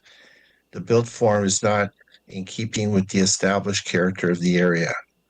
Traffic congestion is already significant, particularly during the rush hour on Rainy Avenue, with extensive backups westward towards Dufferin and bottlenecks at the 401 westbound ramp and access to it. The new development in Toronto community housing lands off of Varna will intensify traffic pressure on local infrastructure. The Yorkdale TTC station is already under strain and will not adequately support projected increase in transit users. Number two, it does not maintain the general intent and purpose of the zoning bylaw. The zoning bylaw, City of Toronto bylaw 569-2013, designates the area for residential, single detached residential dwellings, not multiplexes. The proposed conversion of the detached homes into rental multiplexes reduces the availability of homes for families seeking ownership in stable, low-density areas. And there is a concern about the property meeting minimum parking space dimensions. If we have a 6-unit development, it could result in up to 8 to 12 vehicles with inadequate on-site parking. During the day, it's 8 to 4, no parking, and at night, no more than 3 hours. Overflow parking will increase street congestion, particularly problematic on narrow streets and in cul-de-sacs. And they mentioned the previous speakers, the safety risks. Number 3, not desirable for appropriate development and use of land. The proposed development introduces several negative impacts. So increased traffic, congestion, lack of parking, and that will burden existing road infrastructure. Massing and the height of the proposed structures will cast shadows and impact privacy for adjacent properties. Overlooking from any decks, upper windows will also reduce the adjacent properties' privacy. Increased hardscaping leads to concerns about drainage and stormwater runoff, potentially affecting municipal sewer systems. And I haven't seen any documented mitigation strategies for that. Number 4, not minor in nature. The variances sought are not minor due to their scale and impact. The introduction of multiplex dwellings is a significant departure from existing built form. Residents will still likely own and operate vehicles despite proximity to transit, and this will exacerbate parking and traffic issues. The risk of driveways being blocked and disruption to municipal service, such as garbage collection, that's already a problem now as people park on the street. The official plan and zoning bylaw both support the preservation of single detached housing in the neighborhood. This application represents an over-intensification and undermines the longstanding planning policy. In conclusion, this is a precedent and neighborhood character affecting. Approving this application would set a precedent for further lot severances and multiplex proposals on Highland Hill and surrounding streets. Incremental approval of similar projects will erode the existing single-family residential character and destabilize the fabric of the community. The implications extend beyond single property. Approval invites widespread redevelopment inconsistent with the intent of the official plan and zoning bylaw.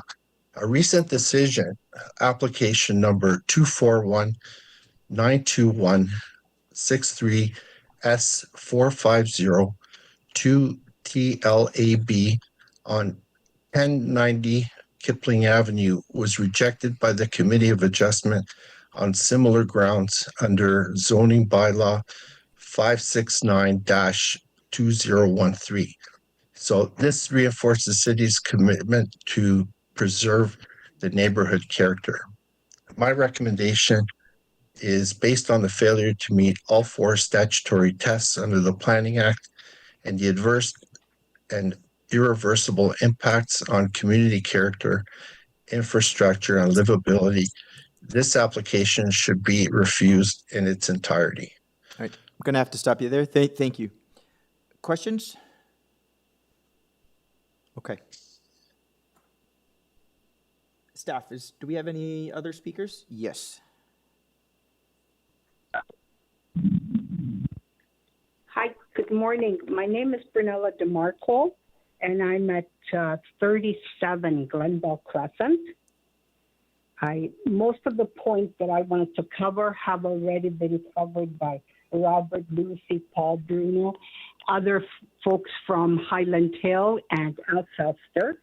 The one major concern that I have, along with my husband, Piero DeMarco, and my sister, Lina Iaconetti, who lives at 39 Glenville Crescent, is that if this proposal is accepted, it will now set precedent for other homes within our area to be developed in the same way. So we oppose this proposal for the reasons that have already been covered, and also the fact that in future, our street will also have 3 plexes, 4, 5, whatever comes along. So again, the three of us, Piero DeMarco, Brunella, and Lina, at 37 Glenville Crescent and 39, strongly oppose this project. Thank you. And I won't go through any of the other points because they've already been covered. Thank you for that. Questions? All right.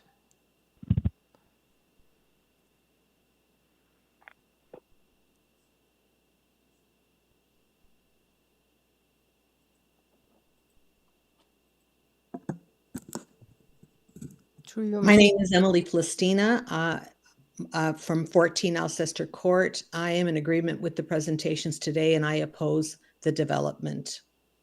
Thank you. All right, thank you.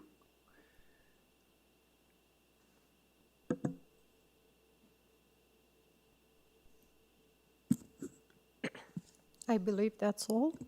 Okay. All right.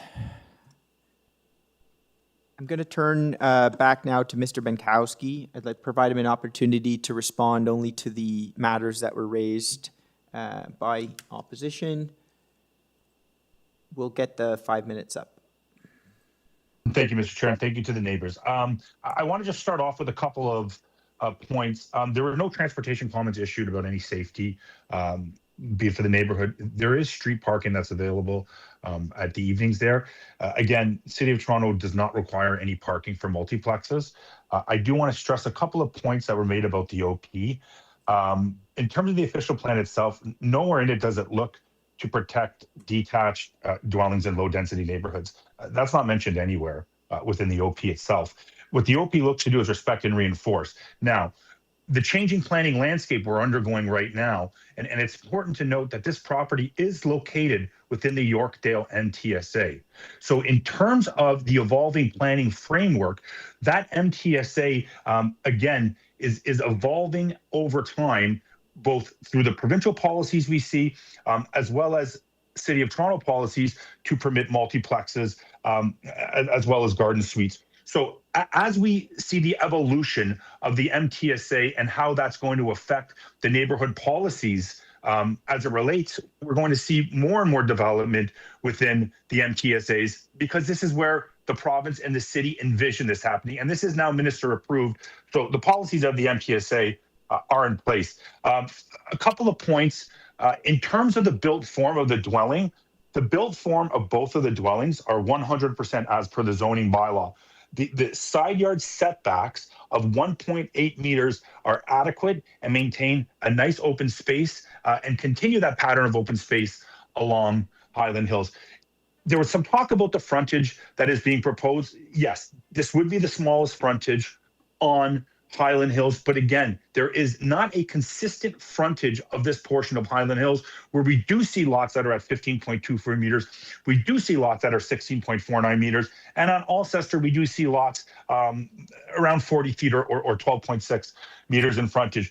But again, to go back to the appropriateness of the dwelling as it sits on the proposed severed lots, I think is very important to go back to the 3 units are accommodated in 298.56 square meters, or 3,213 square feet without one built form variance. So to go back to the discussion of the character of the streetscape, again, the OP is implemented through the zoning bylaw, and in this instance, the character is maintained through the dwellings being as of right through the zoning bylaw itself. In terms of the idea of precedent, again, located in an MTSA, this is where development is encouraged. This is where the city and the province want to see development, where there is existing transit infrastructure, again, through the Yorkdale subway itself. In terms of the triplex and the variances that are associated with it, as some of the neighbors spoke to, the transparency, these were done through zoning reviews, not through waivers. So they have been confirmed. The dwellings, again, are as of right. I think that's it, Mr. Chair. I'm happy to answer some questions that I believe the committee is going to have. All right. Thank you, Mr. Benkowski. Questions? Yes, Mr. Fazeli. Through you, Mr. Chair. Thank you. I'd like to ask the applicant the question to elaborate on the variances I'm looking at. If you could speak about the the height of the side exterior main walls facing the west lot line, that would be variance number 1. Why do you think it's satisfied for a test? And also in terms of, given that the impact of having this construct new detached dwelling, if you could elaborate on the variance number 7, which is the proposed area of the rear deck is 13.36. Mr. Philly, I'm just going to interject. Perhaps a point of clarification from Mr. Benkowski. I don't think there's any variances for the individual parts. What there are, it just pertains to the lot, the consent portion of the lot, so the lot area and then the frontage. But the built form, at least so as I understand, on each of the parcels would not trigger any variances, including side main wall height. No, Through you, we're Mr. talking Chair, that about is the correct. variances that it's requested. I think it's in the late submission is Yes. showing the right public notice. I think in the binder it's the wrong. Yeah. Look at the late submission. While Mr. variants. Fazeli's just getting caught up on that, I'll ask members if there's any other questions. Mr. Bartolo. I know we've spoken about the fact that it complies with all the zoning bylaws, but for the benefit of the immediate neighbors, I know we've spoken about how it conforms with the existing bylaws, and there are no other variances besides the severance.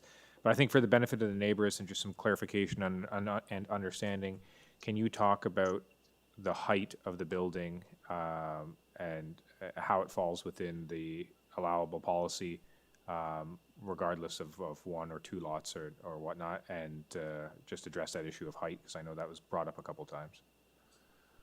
Yeah, absolutely. Through you, Mr. Chair, Mr. Bartolo, the permitted height here is 10 meters.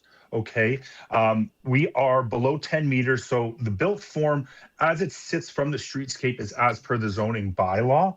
There would be no change required whether this was a single family or a multiplex dwelling.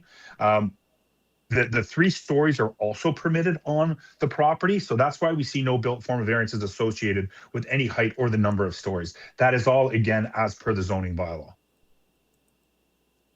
So as it faces the neighbors to the north and the south, again, taking into account that 1.8 meter setback, the exteriors to both of the dwellings, that height, again, is also mitigated by that increase in the setback. But again, as per the zoning bylaw, this is what is permitted on the property. Thank you.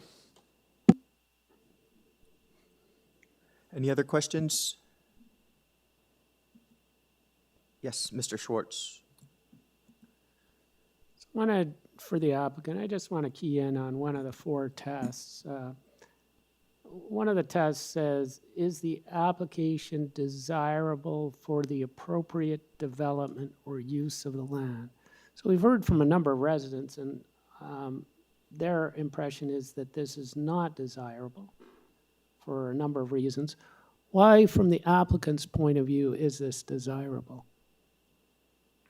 Well, I think, through you, Mr. Chair, Mr. Schwartz, I think that's a question that goes back to a lot that has to do with the provincial policies that have put in place. So again, the desirability of offering the multiplex, again, within an MTSA, which is very important, okay, because the MTSA specifically looks to do this, okay? The desirability of it, again, as it speaks to the provincial policies that are in place, again, with the City of Toronto policies looking to increase density, okay? Again, taking 1 unit on the dwelling now and offering 6 is in line with the SAS policies of the OP that look to encourage multiplexes. And again, the desirability of it being near transit with the MTSA, in my opinion, it really speaks for itself in terms of the desirability.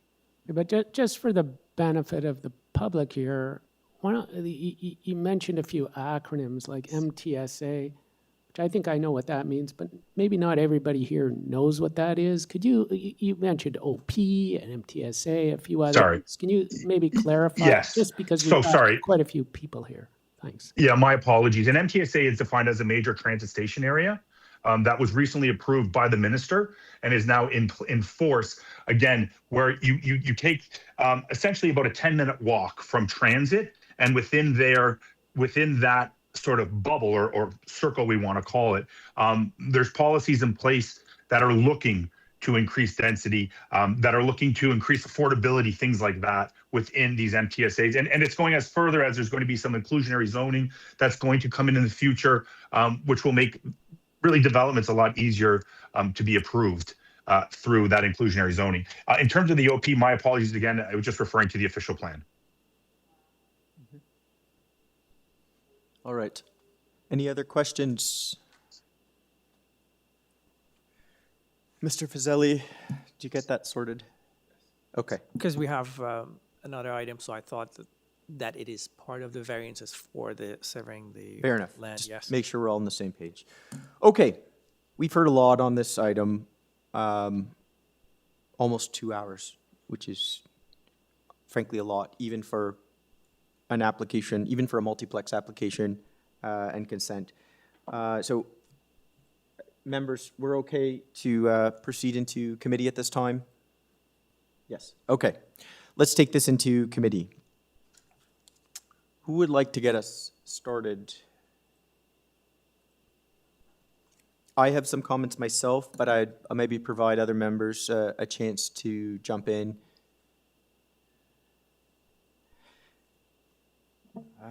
Mr. Mazziari, please. Thank you, Mr. Chair. I don't want to say my decision now, but I think the main question is the size of the lots and the frontage. We have some hearing issues, so just make sure we're close to the question mic. for my colleagues is the lot size and frontage, and is this really appropriate proposal for Highland Hill, that portion of the Highland Hill? We are not discussing the 4-plex, 3-plex, or 5 units. It can be 5 units. Even if you stop this application, it can be 5 units on this without any variance. So what we're discussing here is about this lot size and lot frontage. I have a bit of difficulty supporting the lot size and frontage, considering the immediate neighbor, but immediate context, but I want to understand, hear from my colleagues about that. Yeah, I'm glad you kind of jumped in first, because really, after everything we've heard, that is all we are evaluating. It's nice to see an applicant demonstrate through any consent application that they can produce built form that is in line with the bylaw. I think that helps to, in any consent application. But at the end of the day, before we even get to that, we need to make the determination whether or not the lot itself is appropriate to sever into 2 lots, whether or not they're building 2 single-family homes or whether they're building 2 triplexes. Yeah, I share similar concerns. It's an area, this particular part of Highland Hill, the lots are very wide. They're north of 60 feet. But when I look cumulatively at the average within the cul-de-sac, the average lot for the area seems to be around 50 feet is certainly the intention. I do note there was an example brought up on Renee where there was a semi-detached. I think the lot frontage there is about 30 feet, so it's very similar to this. But Rennie Avenue is very different from Highland Hill and Alcester, if I pronounced it correctly. They're different in character. They're different types of streets. And the built form on them there's a slight variation to the built form. I do struggle with the consent portion, because it would produce a 33-foot wide lot. I do note there are two, probably the best examples, on number 9 and 9B, which are not far from the subject property. I'd even say that they'd be part of the immediate context. But those lots are over 40 feet wide. So not quite 33.6 feet. It's, but it is, it certainly is, it's a tough call to make. I don't know how my colleagues feel.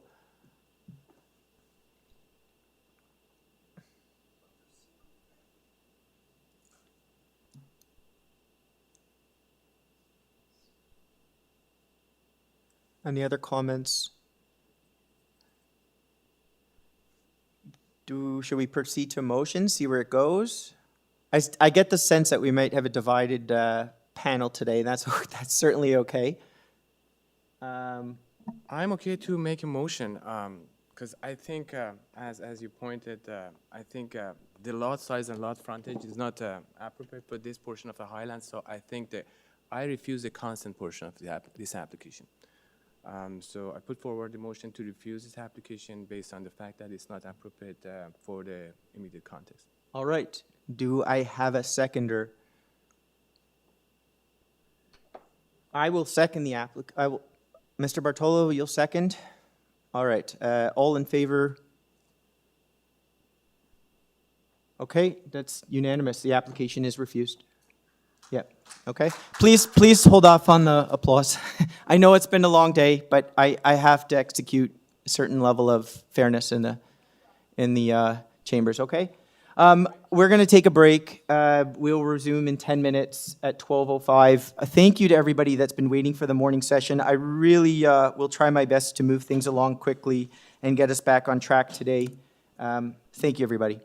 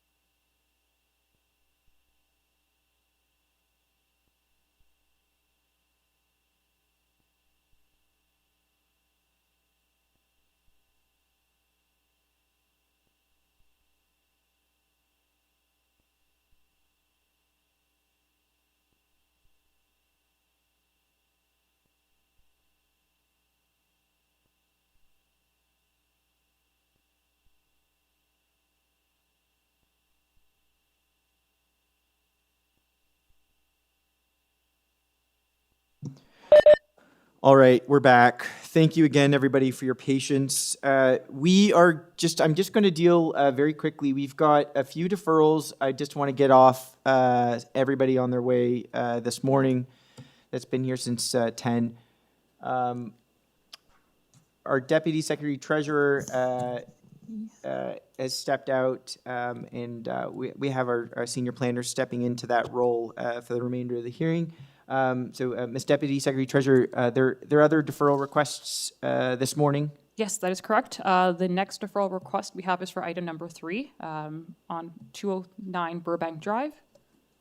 All right. We have our agent back with us. Ready. Welcome back, Mr. Benkowski.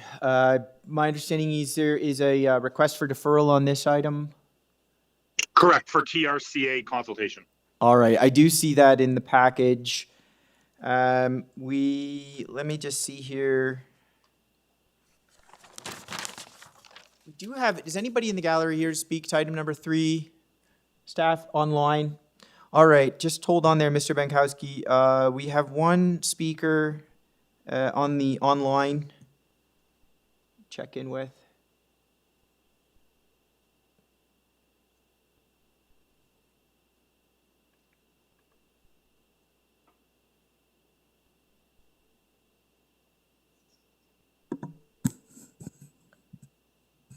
Through you, Mr. Chair, we unmuted this one, Javed. Good morning.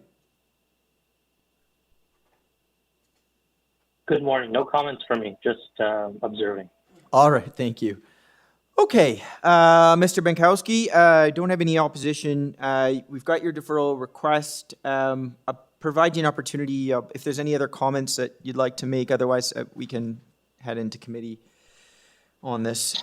I think you've heard me enough for this morning, Mr. Chair. I don't have anything else to offer. I appreciate that. Okay, all right, let's take this into committee. Yes, Mr. Fazeli. Through you, Mr. Chair, thank you. I'd like to forward a motion to defer this application to provide opportunity for the applicant to address the TRCA comments. Thank you. All right, very good. Do I have a seconder? Mr. Bartolo, all in favor? All right, that's unanimous. The motion to defer the application has been approved. Thank you. All right, do we have any other deferral requests in the morning slot?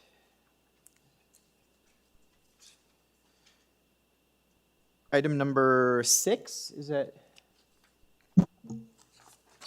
Yes, through you, Mr. Chair. Item number 6, 2 Northgate Drive. All right.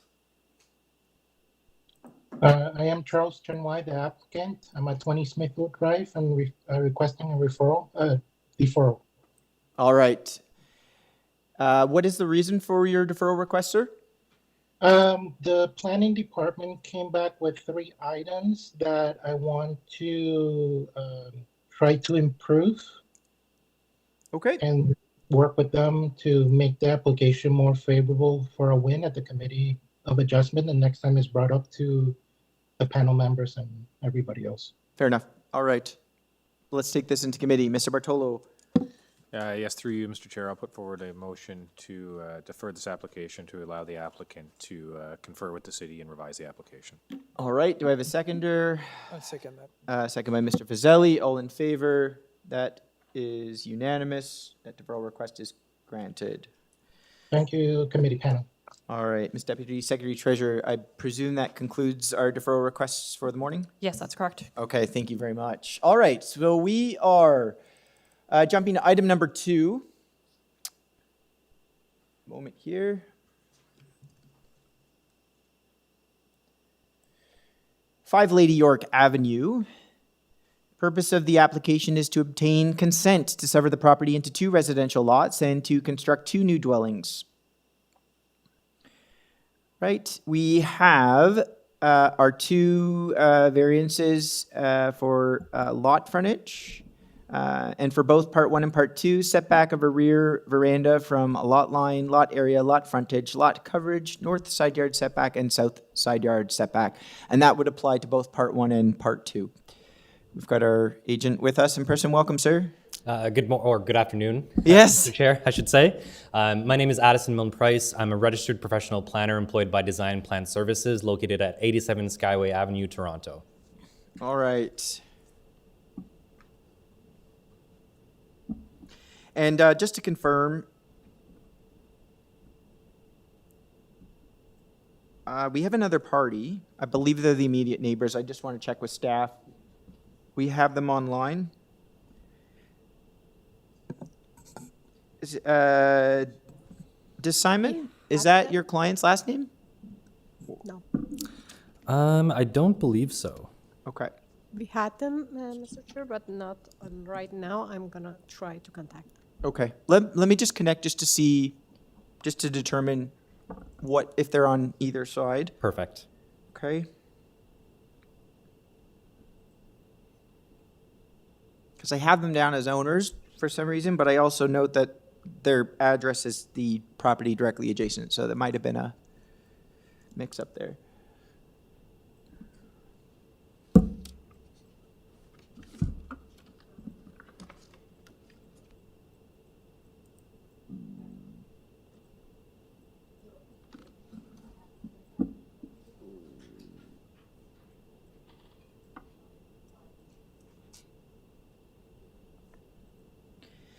While staff are working on that, there are some planning comments that came in. So regardless, I'm going to ask for a presentation. Staff will get the 5 minutes up whenever you are ready. That's perfect. Perhaps in the meantime, staff could put my PowerPoint presentation. Absolutely, just, yeah. On the main screen there. There we go. That's it? That's it. Thank you. All right.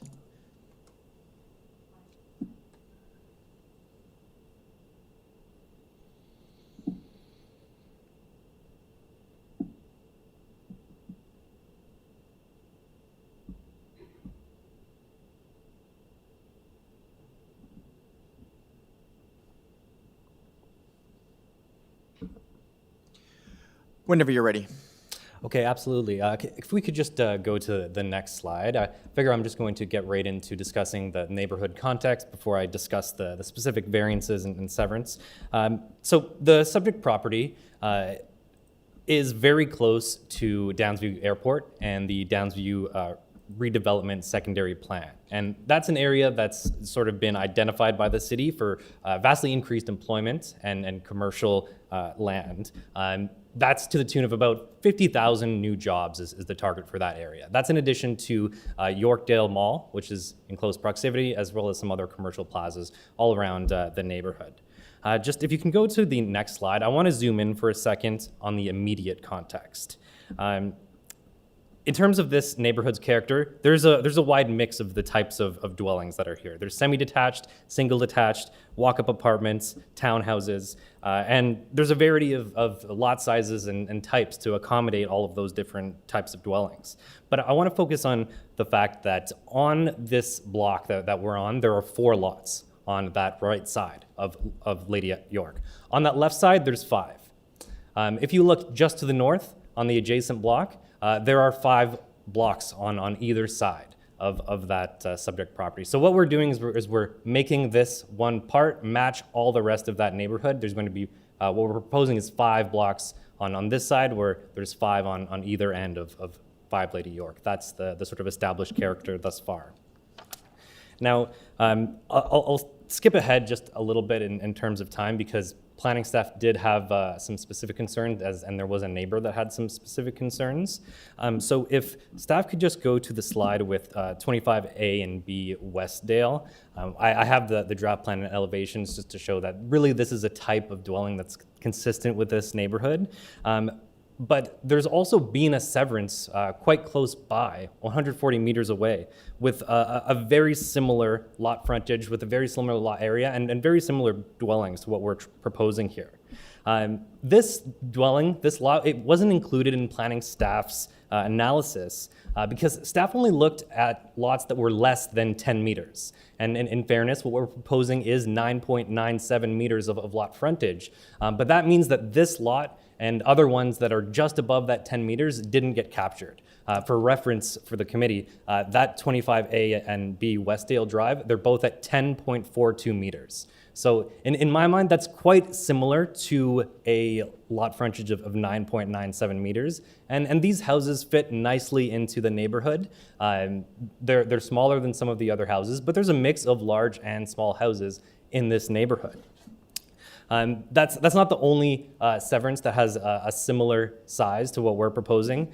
So on the west side of the neighborhood, you can see on the next slide, is 144 Winston Park. And now that is for a semi-detached dwelling, but it's flanked by 2 single detached dwellings. And similar to the subject property, it wouldn't destabilize this neighborhood having a smaller lot.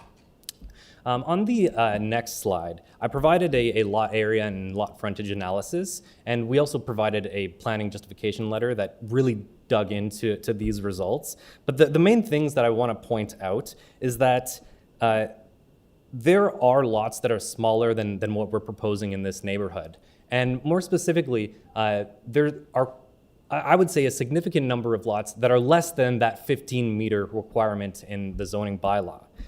So the numbers are around 12%. So 55 lots have a frontage that's less than 15 meters. Now that there is a range. Some of them are 7.9, some of them are 8, sort of in that semi-detached area. But along Westdale and along the other parts of the neighborhood, there's a range from 10, 11, and 12-meter lot frontages. And these mixes of lot frontages and sizes all coexist and respect that existing established character of the neighborhood. I'll go down to the next slide here. This slide here shows some of the photos. I went out to the neighborhood and took photos of some of these existing side yard setbacks and put their addresses there. These side yard setbacks are firstly much smaller than the 1.8 meters that's required than the zoning bylaw. There's a clear pattern within this neighborhood of interspersed smaller side yard setbacks. With respect to the neighbor's objection, I just want to point out that the 0.9 meters that we're proposing is only internal to the new buildings that we'll be proposing. The exterior sort of side yard setbacks that would be experienced by either neighbor are 1.2 meters. And that is something that's absolutely found within the neighborhood. In fact, that 25 Westdale house that I was just referencing, they both have setbacks of 1.2 meters to their adjacent side. So just to summarize everything here, there's a lot coverage variance as well. It's about 10 square meters. I think it's quite minor considering everything else. But we're proposing dwellings that are similar to this existing neighborhood. There's a lot frontages that are very similar and smaller within this neighborhood as well. And we're matching that block. So there's going to be 5 blocks on the Lady York Ave and 5 blocks on the left side. And that's not something that any of these other lots could reproduce. That's something that only this application could do. And that I think concludes my time. Sorry for going over. No, thank you for watching the clock there. I'm sure we've got some questions to further the discussion. I'm just taking a look at this block on Lady York Avenue and your submission about the 5 on one side versus the 4 on the other. Of the 4, is this the largest of the lots in that block? Do you know, or? So I believe on that block, they're all essentially the same size. They're all about that 20 meters. Yeah. But these lots are the largest in the neighborhood, and I think you can sort of see that in that lot analysis that I provided. These lots are bigger in a sense, but like I said, there's a range of lot frontages in this neighborhood. Are there any specifics within the immediate context, in terms of the lot frontage that you could point to? The closer the better. Or within the range, like 11 meters wide versus, the 15, right? So on Lady York Ave, in that immediate context, no, there are no lots that are smaller than 15, and I think the visual for my lot frontage does show that. But what I just want to point out is that immediate context is a very small sample size considering the rest of that neighborhood. So I think it's kind of expected that you're going to get some sort of outlier result when you're looking at only 9 lots. Okay, fair enough. Ask my colleagues, do you guys have questions? Okay. We'll hold it there for now. I would like to hear from the immediate neighbor. I think staff, did we get that person online? Through you, Mr. Chair, we contacted the neighbor, but for some reason they couldn't connect. If you still give them actually a few more minutes to connect with us, that would be great. All right. That said, I might take, since we've got just a moment here,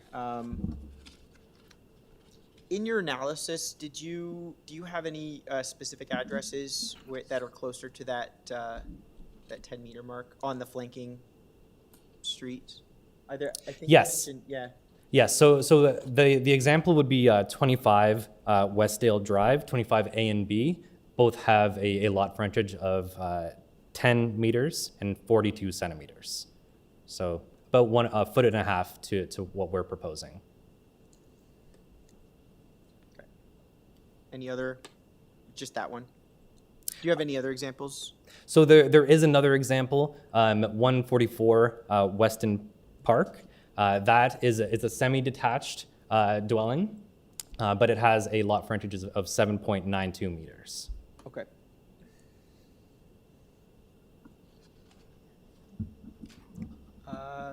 On Winston Park, 75, you said? 7.92. Oh, sorry. The 144. Oh, that's what I heard.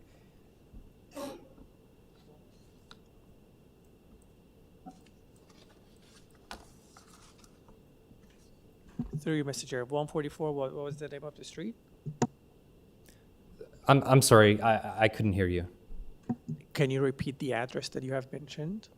144? I think it's, is it Winston Park? Boulevard, yes. Yeah. Sorry, Mr. Chair. 144 Winston Park Boulevard is a semi-detached dwelling that was approved through a severance.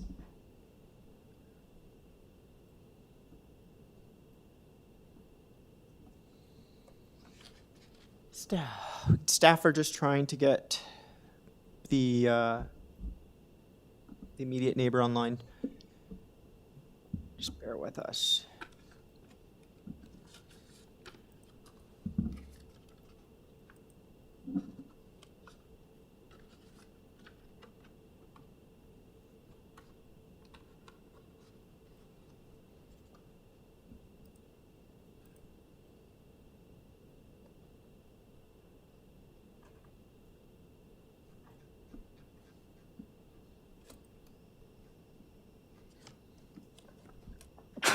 Excuse me.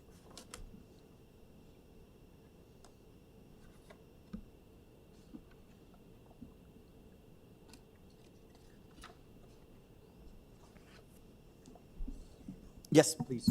Through you, Mr. Chair, since we're waiting, I can ask you a question about the setbacks. It is mentioned about the side yard setbacks within the report as well, and then combining with the undersized lot frontage and area. The comment is that would create an inappropriate massing. Could you address that as well altogether? What are your opinion on this? Yeah, absolutely. So, Mr. Chair, through you, I would say that the side yard setbacks that we're proposing are common throughout this neighborhood. Now, the 1.2 meters is found in quite a few places. So on Lady York Ave, 20 Lady York Ave has a side yard setback of 1.2 meters. Within Westdale Road, there's the previous decision that I mentioned, 1.2 meters, but there's also the 56 Westdale Drive was also approved with 1.52 meters. 33 Westdale Drive was approved with a setback of 0.78 meters, and 59 Westdale Drive was approved with a setback of 1.31 meters.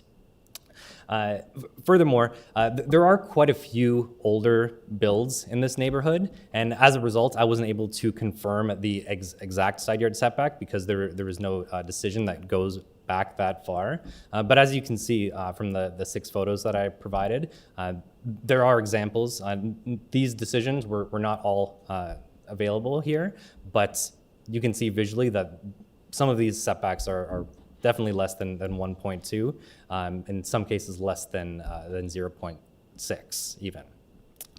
With respect to the lot coverage, I'll just say that in terms of the total amount that we're asking for, it's about 11 square meters of additional floor space. And in my view, I think the longer yards on Lady York Ave could absolutely accommodate that additional sort of space.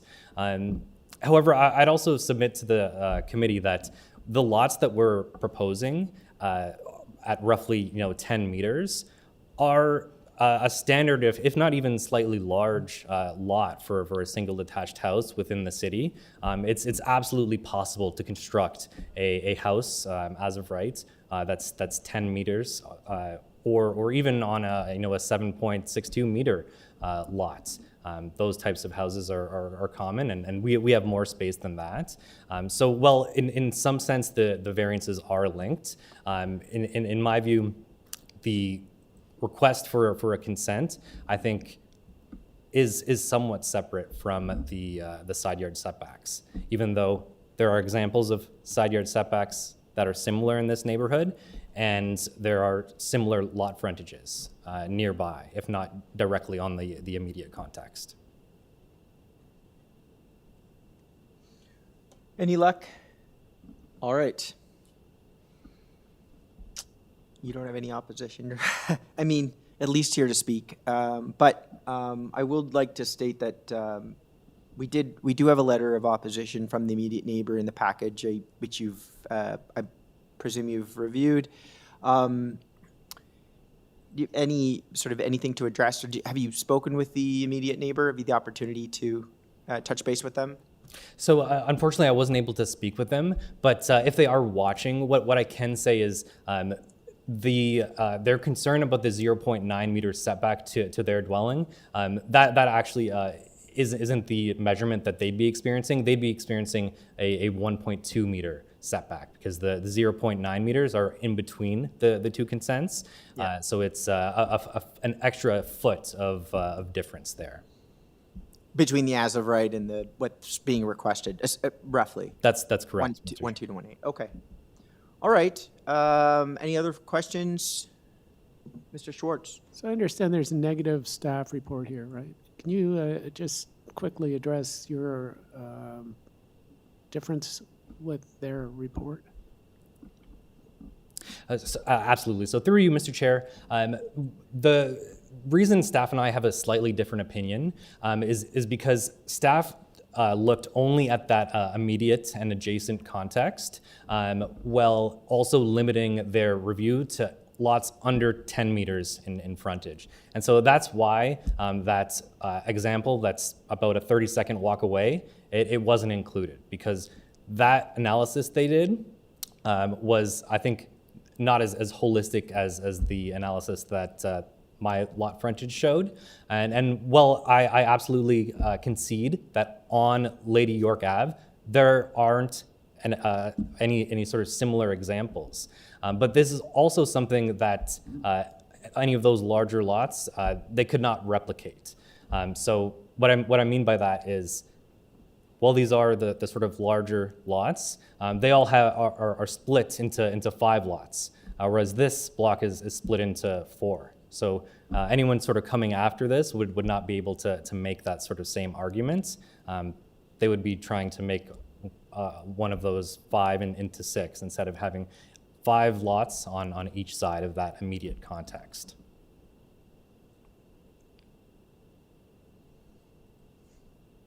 Any other questions? Okay, thank you very much. All right, let's take this into committee.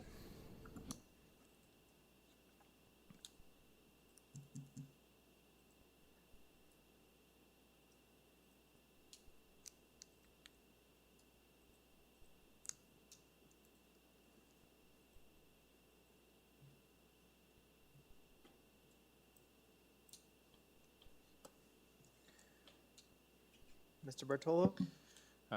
Yes, thank you, Mr. Chair. I'll get us started. I think it's similar to the file we just heard in some respects, right? While the built form is different, and there's some additional variances being requested for setback and lot coverage and whatnot, which in principle, I think those are generally acceptable and not pushing the envelope too far. Again, we have the issue of, you know, the consistency of the lot frontages and lot sizes within the neighborhood, and not chopping up neighborhoods into inconsistent lots.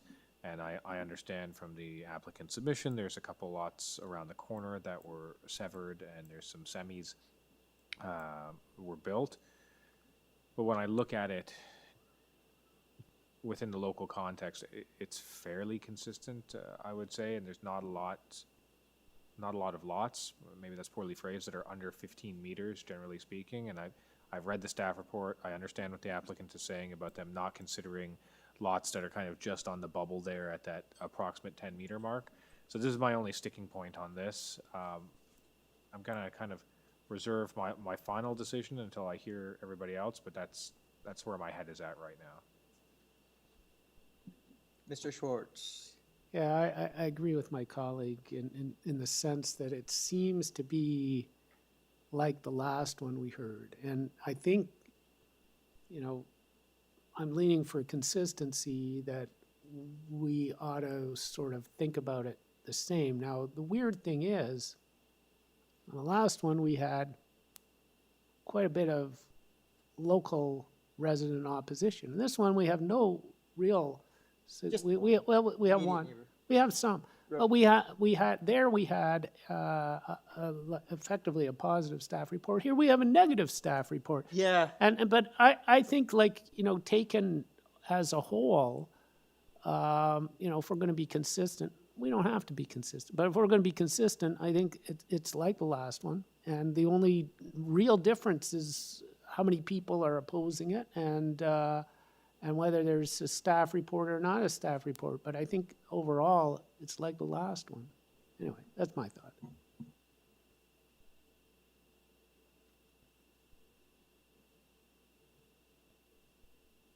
Yeah, I wouldn't say I'm in line with staff on these two consent applications. I actually felt this application was maybe a closer call, or maybe a more difficult decision, because I do see there is some variation within the neighborhood. I'm not sure I would take like an outlier. I'll call it a unicorn property. You just have one. You have to look first the immediate context. In the context of the official plan prevails over the broader context. So we have to start with the immediate context. It's challenging for me because directly across the street, you do have 5 lots. They're all smaller compared to the 4 on the opposite side. But I am concerned, you know, it's not to say of the 4 lots that this one is exceptionally larger, such that if it was cut in 2, it would be similar to the ones across the street. There's still a pretty significant difference in the frontages, I think, between a consent on this side versus what it would read on the opposite side. But I would say it's even a more closer call than the last one. It's tough, and certainly with planning maybe raising some concerns, it doesn't help. So here's what I see the differences. If we want to talk about what the difference is, the last one was effectively a cul-de-sac, a whole group of people. And there you had like a huge amount of local opposition because of that. And you could see, but staff weren't really excited. I think staff are looking at the bigger picture here. And I think, you know, maybe we do too. Like, yeah, you could do this one. There's not a huge amount of local opposition, but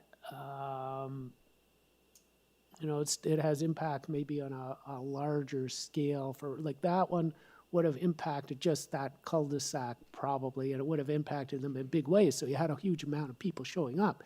Here, you don't have that, but you do have a broader area, and I think that's what staff are looking for. Like, we're not supposed to be the committee of no. right? We're not supposed to be the committee of no, but on the other hand, I think staff make a compelling argument. And so anyway, so that's why when I see it like my colleague, it's similar to the last one.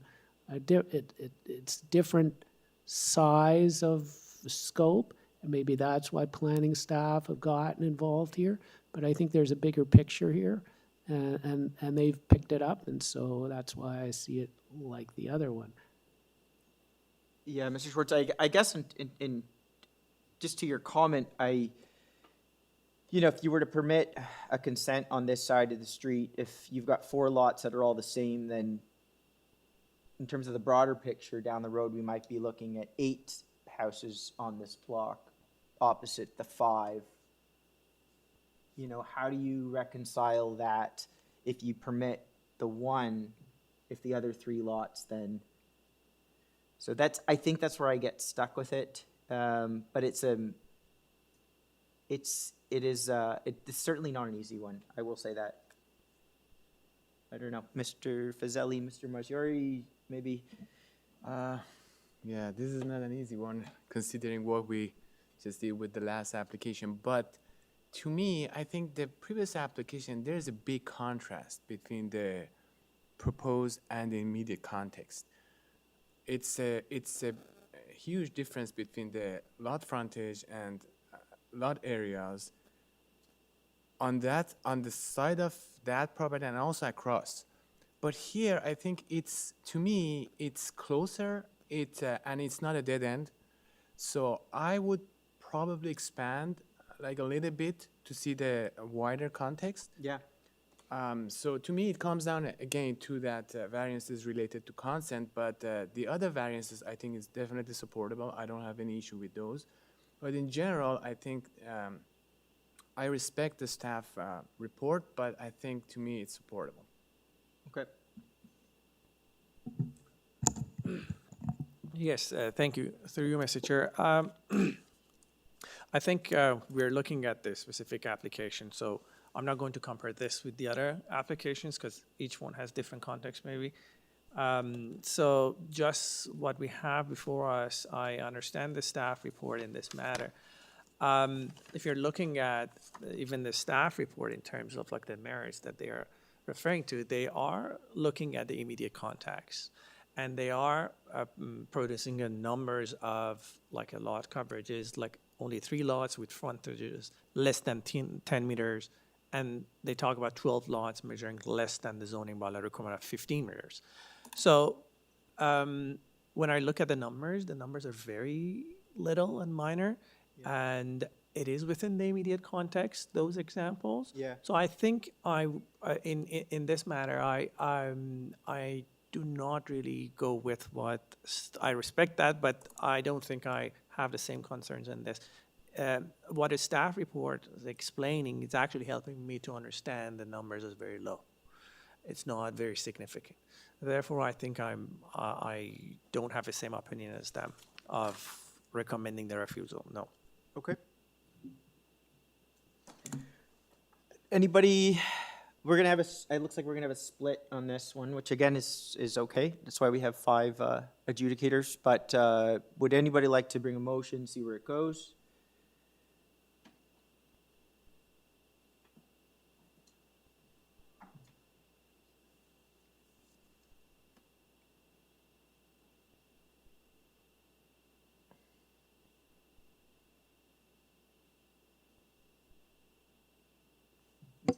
Mr. Bartolo. Yeah, I'm going to try putting forward a motion with a bit of a preamble, right? And I don't want to weigh too much on what just happened in the past to affect this too much moving forward into the future, right? When I look at this application, the one thing that strikes me as a big difference is like the sheer volume of lots within the local context versus what's there, right? And there are some smaller ones around the corner. And when we balance the left side of the street versus the right side of the street and the number of houses there, I think we can make those equal. And I think a little bit of variance within the neighborhood is not necessarily a bad thing, right? So I don't think this is one of those proposals that's going to make the neighborhood implode. I don't think it's grossly egregious, and we don't. And to that effect, we don't have a small horde of people here in opposition to it either, which I think is an important consideration to make. So this one, well, I think is a little bit difficult and maybe on the bubble one way or another. I'm going to put forward an application to approve this consent and the following and the variances associated with it. Let me just check. And subject to the conditions noted in the urban forestry memo attached. Engineering as well. And the conditions noted in the engineering and construction services report attached.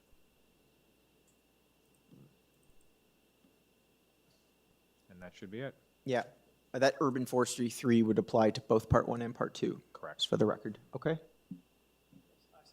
Ms. Deb, yes. 2 separate motions for all the applications. Okay. Just to have on record. No problem. I'll break that down into 2 separate motions then. So we'll amend that. So we'll do 1 motion for the consent and then 1 motion for the variances. Okay. Does that work for everybody? Oh. Part 1 and part 2. Oh, correct. Okay, so first I'll put forward a motion to approve the consent application as presented here. All right. Do I have a seconder by Mr. Fazeli? All in favor? Opposed? Mr. Schwartz and Mr. Allison. So the motion carries. The consent is approved. And we have another motion to deal with the Yes. part 1 and part 2. Then I'll put forward a motion for part 1 to approve the minor variances noted in the application, subject to the conditions of the urban forestry memo attached and to the engineering construction services memo attached. Right. Do I have a seconder? Mr. Marciari. All in favor? Opposed? Mr. Schwartz and Allison. The motion carries. And then we'll, the same motion again for part 2. All right. Do I have a seconder? Mr. Marciari. All in favor? Opposed? Allison and Schwartz. Motion carries. Okay. Application is approved, sir. Yep.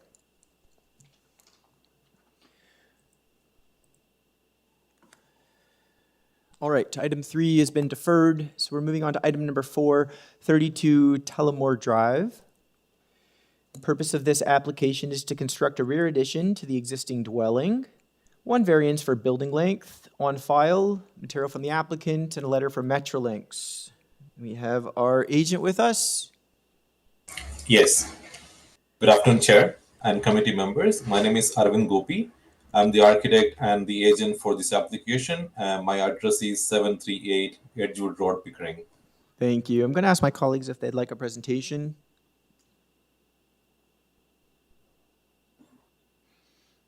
All right, I'm seeing heads shake. Sir, so if it's all right with you, we can head right into committee for a decision.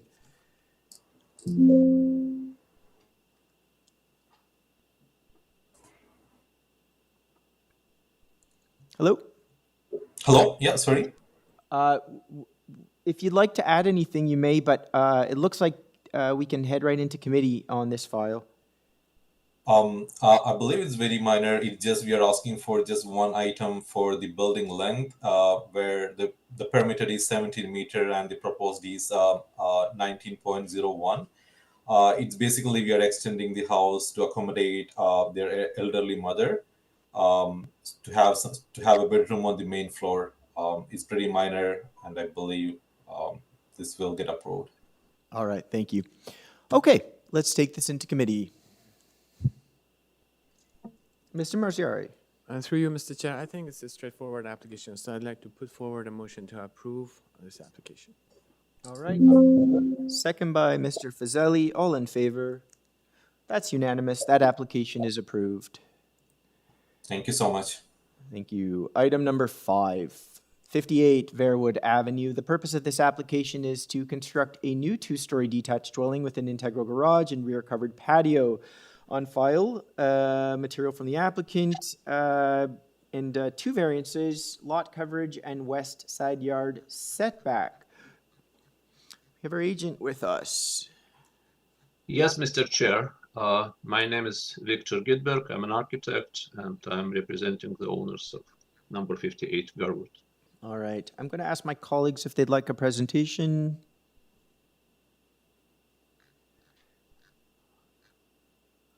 All right. I'm seeing heads shake. Sir, if it's all right with you, we can head into committee for a decision.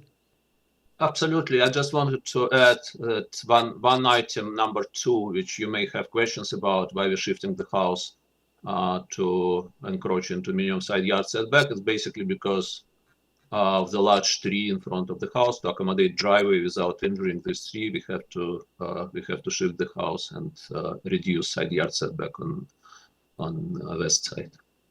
Very good. And urban forestry thanks you. Yeah. All right. Okay, we can head into committee now. All right, we're in committee.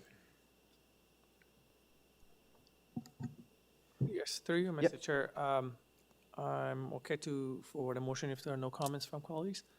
I'd like to forward a motion to approve this application. It's satisfied for test, and that's the motion. All right, do I have a seconder? Mr. Bartolo, all in favor? All right, that carries. That application is approved. Thank you. All right, item number 6 was deferred, so we're item number 7. 974 Briar Hill Avenue. The purpose of this application is to construct a new 3-story dwelling with a covered porch, rear deck, and balcony. We have our agent with us in person. Yes, Welcome. Luke Troiani. I'm the owner and resident there at 974 Briar Hill Avenue. All right. We also have some neighbors to speak on this item. We'll ask for a presentation. We'll get the 5 minutes up. And whenever you're ready, the floor is yours. Okay, thank you. So we've submitted an application. I'm going to go kind of through each of the variances individually and just give my arguments in support of those. So in relation to variances 1, 2, 3, 4, and 9, those are all in relation to the side yard setbacks.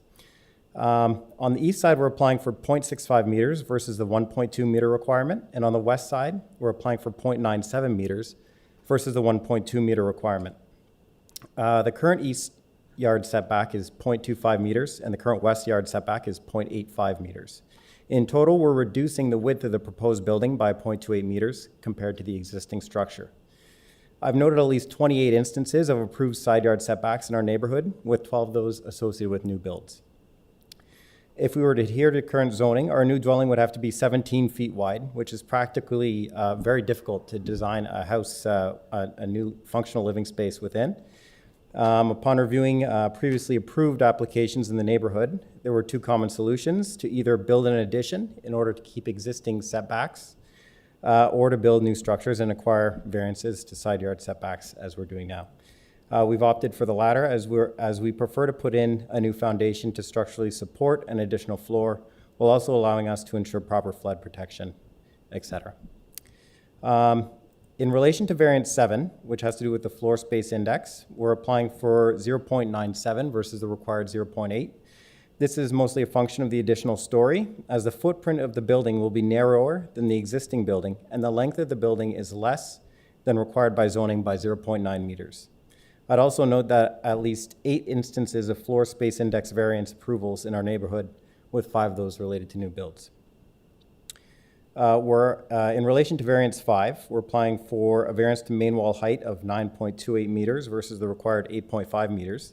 This is due to the modern design of the building with less of a slope roof. The aesthetic of our neighborhood has a wide variety of styles, including similar 3-story houses with both flat roofs and roofs with less of a slope. I don't believe the proposed building will be materially different than existing dwellings, and I noted at least 4 instances of main wall height variances approved in our neighborhood, all related to new builds. And I might add to that note that our neighborhood has a variety of uses. There are semi-detached, multi-family units, and single-family dwellings. In relation to variance 6, we're applying for a variance to the main pedestrian entrance of 1.85 meters versus the required 1.2 meters.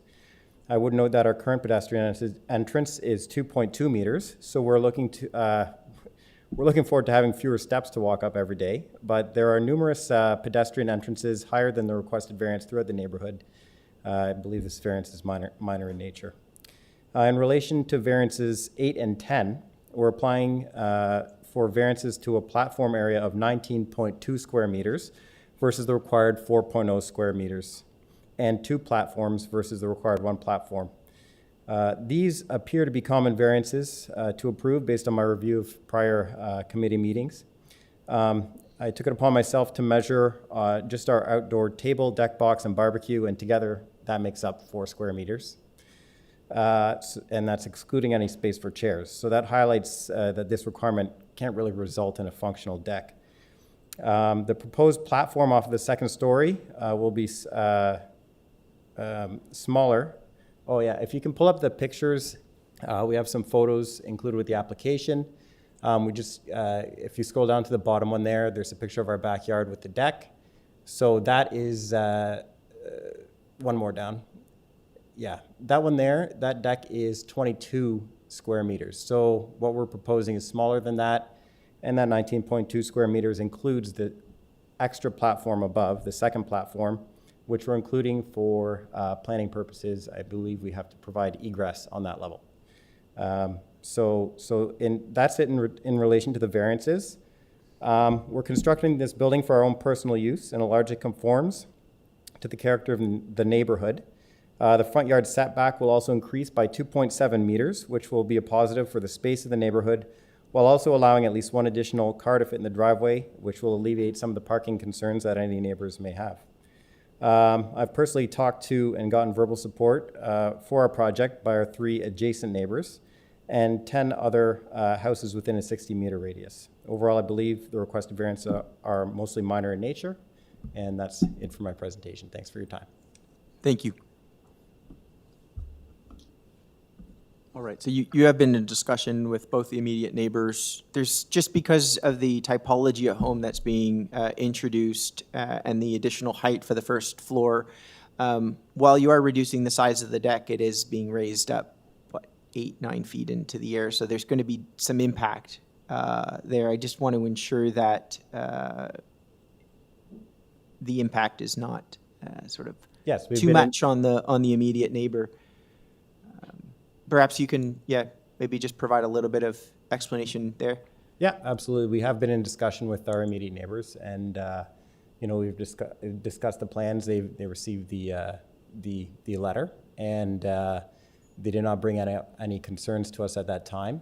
If you pull up the picture, you can see. Again, the pictures of the house. You can see both of our neighbors' houses are significantly taller than ours, so we'll be kind of going up to their height essentially with that.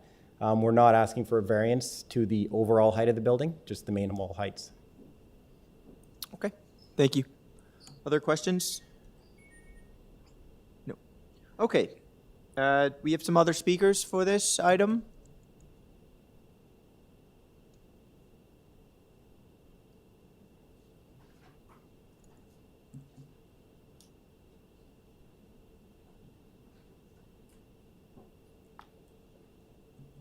Oh, just my colleague just came to watch.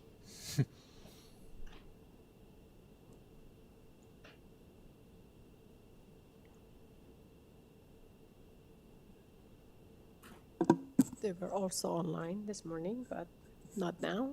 Give us All a right. few minutes to. We got to move on. Are they not responding? Are they still in? For Alan Zhang, I already put the called and it goes to voicemail. Okay. That's him. Yeah. Oh, did you want to speak, or you're just observing? Yeah, you can. Yeah. Okay. I think so. Yeah. Hi, I'm Alan Zhang. I will be the project coordinator for this project. So, sorry, you're not the neighbor. No, I'm not the neighbor. Oh, you're the same party? I'm the same party. Okay, I'm gonna stop there. We don't need. I can't have two. We've already had the. Okay, no problem. I did notice. Did we use up the full 5? If you got a couple words, I don't want to cut you short. Yeah, I mean, something you'd like to add? To address your question earlier about the adjacent the porch level actually on the adjacent side is just our proposal is just 2 steps higher than the adjacent the neighbor. So The one neighbor, the one neighbor, but not the other. not the other neighbor is actually higher. Yes, and your name and address for the record, if you don't mind. My name's Alan Zhang. Your address? Address 133 Rizal Avenue. Okay, just for the record. Okay.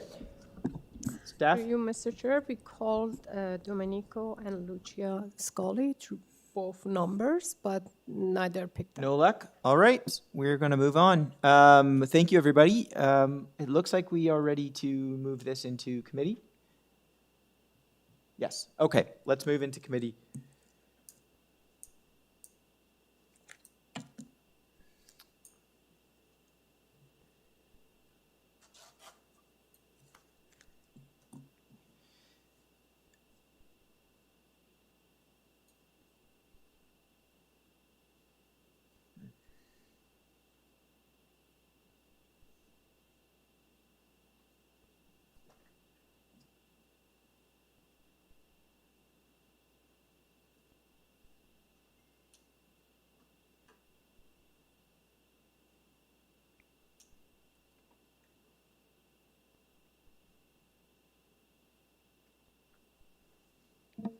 Yes, Mr. Marchiari. Mr. Chair, I can start it off, and I don't have any problem with the variance 1 to 10, but I have a bit of difficulty with variance 11 since the deck is off the second floor. So I want to understand my colleague's opinion on that, because usually we have like 2-story plus basement that is half basement, and the deck is off the main floor, but this is clearly off the second floor, and it's a big impact on the neighbor. I don't see any neighbor's objection here, but what do you think about it? I did share similar concern. I think one thing that helps on Briar Hill is you do get a lot of these very tall, narrow typologies where the like initially what caught me off guard was the first floor height, because you know everything that will follow with that. From privacy issues at the back and the deck and all that. But if you look at the built form on Briar Hill, there's a lot of those walk-ups, and you get a lot of those higher balconies. I think it helps in this case. I mean, the applicant's making some concessions because one of the immediate neighbors is set so much further back that their front yard setback is pushed back, and even so much to the point that it looks like the proposed building is actually, at least the majority of it, I should say, the front main wall of the proposed building is set further back than the existing building. So they're coming more in line to mitigate that transition over to 972. And then while it hurts them at the front a little bit by having to provide more setback, it helps them at the back because 972 is pushed further back, that the impact would be less. And the overall massing of 972 is a little bit, it's bigger, it's of that typology. What becomes a little challenging for me is just ensuring that it's working with the other neighbor at 976 because they're stepped back, they're further, right? And they don't have a platform or anything that protrudes sort of beyond to sort of mitigate that. I don't know whether there's, sometimes you look to, maybe a generous forestry canopy or something like that, but I also don't see anything in that regard. I think the only sort of mitigating factor is the fact that they're deeper lots, so that I think that helps a little bit. Yeah, I agree with you. I think at that portion of Briar Hill, we usually have an issue with that raised first floor entrance, but here it's very common. I looked at the context and it's very common, so I didn't comment on that. But I have a bit of concern with that. But it's overall, I think it's a supportable application. The question then is it acceptable to have a terrace that large off the second, or is the expectation that there's a smaller deck with the stairs that goes down to a larger platform? Yeah. Which we've had a few times. But as you pointed, I think with the neighbor extended further beyond, I think probably it's supportable. Yeah, it's actually the letter of, or the person that registers actually from 972, which is the house that's a little larger, pushed a little further back. They have a covered porch at the back, from what I can see. So, this is kind of where I make kind of defer to what my colleagues have to say on this. I really could go either way on that variance. Can I make a comment on that at all, or no? Can't, unfortunately. Mr. Bartolo? Yeah, I shared some of the concerns about the balcony there. When I marry it up on the same side as 972, it's I would say a similar condition, maybe not exactly the same. Yeah. And I mean, but it is fairly different from 976 on the other side there, right? So maybe I'm splitting hairs with that, but I would say I agree with the general comment that within the typology of the neighborhood, you have these kind of front entrances, at least in the immediate context on that side of the street. And there's a fair range of heights, massing, styles on the streets. Like directly across, I think, is a small apartment building. There are 3 or 4 units there, and then there's a bunch of bungalows, and there's some 2-stories. So on balance, I don't think there's any one overriding typology that can really point to influence it. And I think on balance, it's a supportable application. All right. Okay. So if my colleagues don't have any further comment, I'm ready to make a motion to approve this application. It meets the 4 tests to me, and with the condition of urban forestry, which I believe is condition number 3. I should ask, do we need to address privacy screening, or we should leave that to the applicant? Because they haven't heard from the neighbor on it. Yeah, usually privacy screen creates more mass. That's my concern. Yeah, okay. I think I prefer to leave it to the applicant, so. Okay. Okay, we've got a motion. Do I have a second? Mr. Schwartz, all in favor? Okay, that's unanimous. You have the approval. Thank you. Okay, thank you. All right. Item number 8, 26 Wallingford Road. The purpose of this application is to construct a raised first floor deck at the rear of the existing detached dwelling. 1 variance for east side yard setback of a rear deck, on file material from the applicant. All right. And we have our agent or applicant in person. Welcome, sir. Good afternoon, committee. My name is Brian Abbey, 382 Cleveland Street, Toronto. All right. Before we, just because of our time today, I'm going to try to expedite things a little bit. Sure. I'm going to ask my colleagues whether they would like a full presentation. I just had a clarifying question that I was hoping you might be able to answer, and that just had to do with perhaps any discussions you may or may not have had with the immediate neighbor directly adjacent to the proposed deck. Yes, I believe that's in one of the letters of support. Okay, fantastic. So you've answered my question for me. Yeah, Okay. and I believe planning also want to put a condition that the privacy screen on the east side is maintained according to the drawings, and we're willing to do that. All right. And was the privacy screen, just going back to what we were previously discussing about privacy screens, sometimes they actually do more harm than good. They're great for privacy, obviously, but they also create massing. So has there been any sort of discussion with a neighbor about whether or not a privacy screen would be appropriate, or if there's other mediating? Yeah, apparently the neighbours, they do get on very, very well, and it was mutually agreed that it is acceptable. Okay, fantastic. That's good to hear. I don't have any other further questions. I'm going to ask my colleagues if they do, or if not to cut them short, but if they would like to hear a presentation.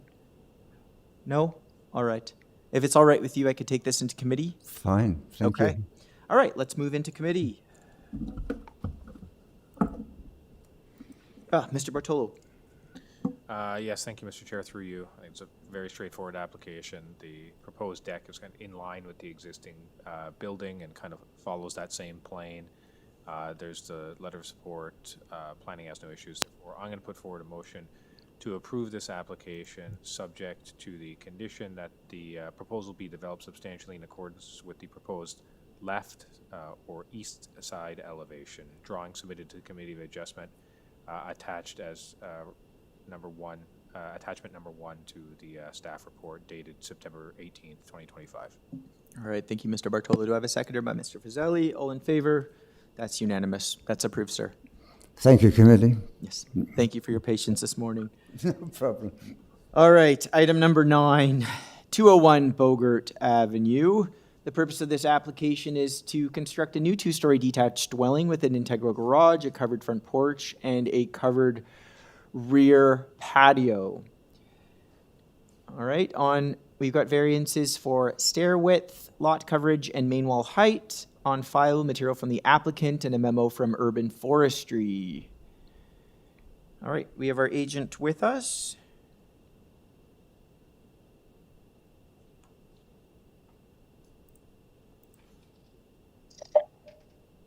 Yeah, good afternoon, Mr. Chair, committee members. My name is Victor JEDBURGH. I'm an architect, 33 Belvedere Crescent in Richmond Hill, and I will represent the owners of this property.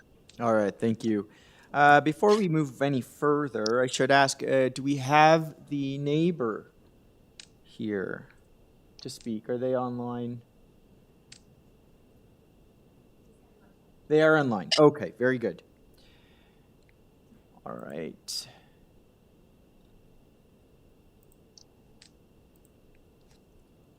All right, sir. I'm going to get the 5 minutes up on the clock for you, and the floor is yours whenever you're ready.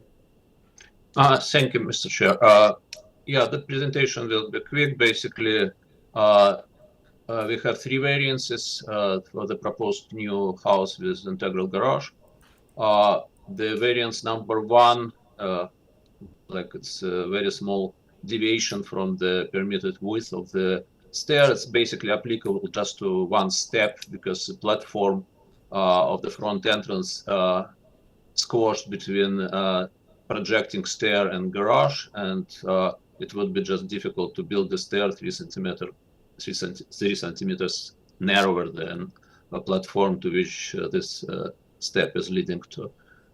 And variance number 2 is slight increase in the lot coverage in line with what was approved for this neighborhood in many instances. And variance number 3 is dealing with architectural character of the building, which we have like a modern design approach. We are not exceeding the maximum roof height. We're actually below what permitted in a bylaw, but main wall height, because of the modern character of the architecture, we have some small deviation from the maximum permitted height. Yeah, so that's basically concludes my presentation. I'm aware of a letter of concern which was received yesterday, and I believe like I can briefly address it. It's mostly dealing with construction procedure rather than these variances, and I think the building permit stage that can be dealt with properly and addressed, because obviously construction activities cannot encroach into adjacent properties, and like all the safety measures or shoring, appropriate shoring has to be done, or some sort of mutual agreement between 2 neighbors. Yeah, so that concludes my presentation, and I'm glad to answer any questions that you may have. All right, thank you very much. Questions? All right, staff, do we have our immediate neighbor online?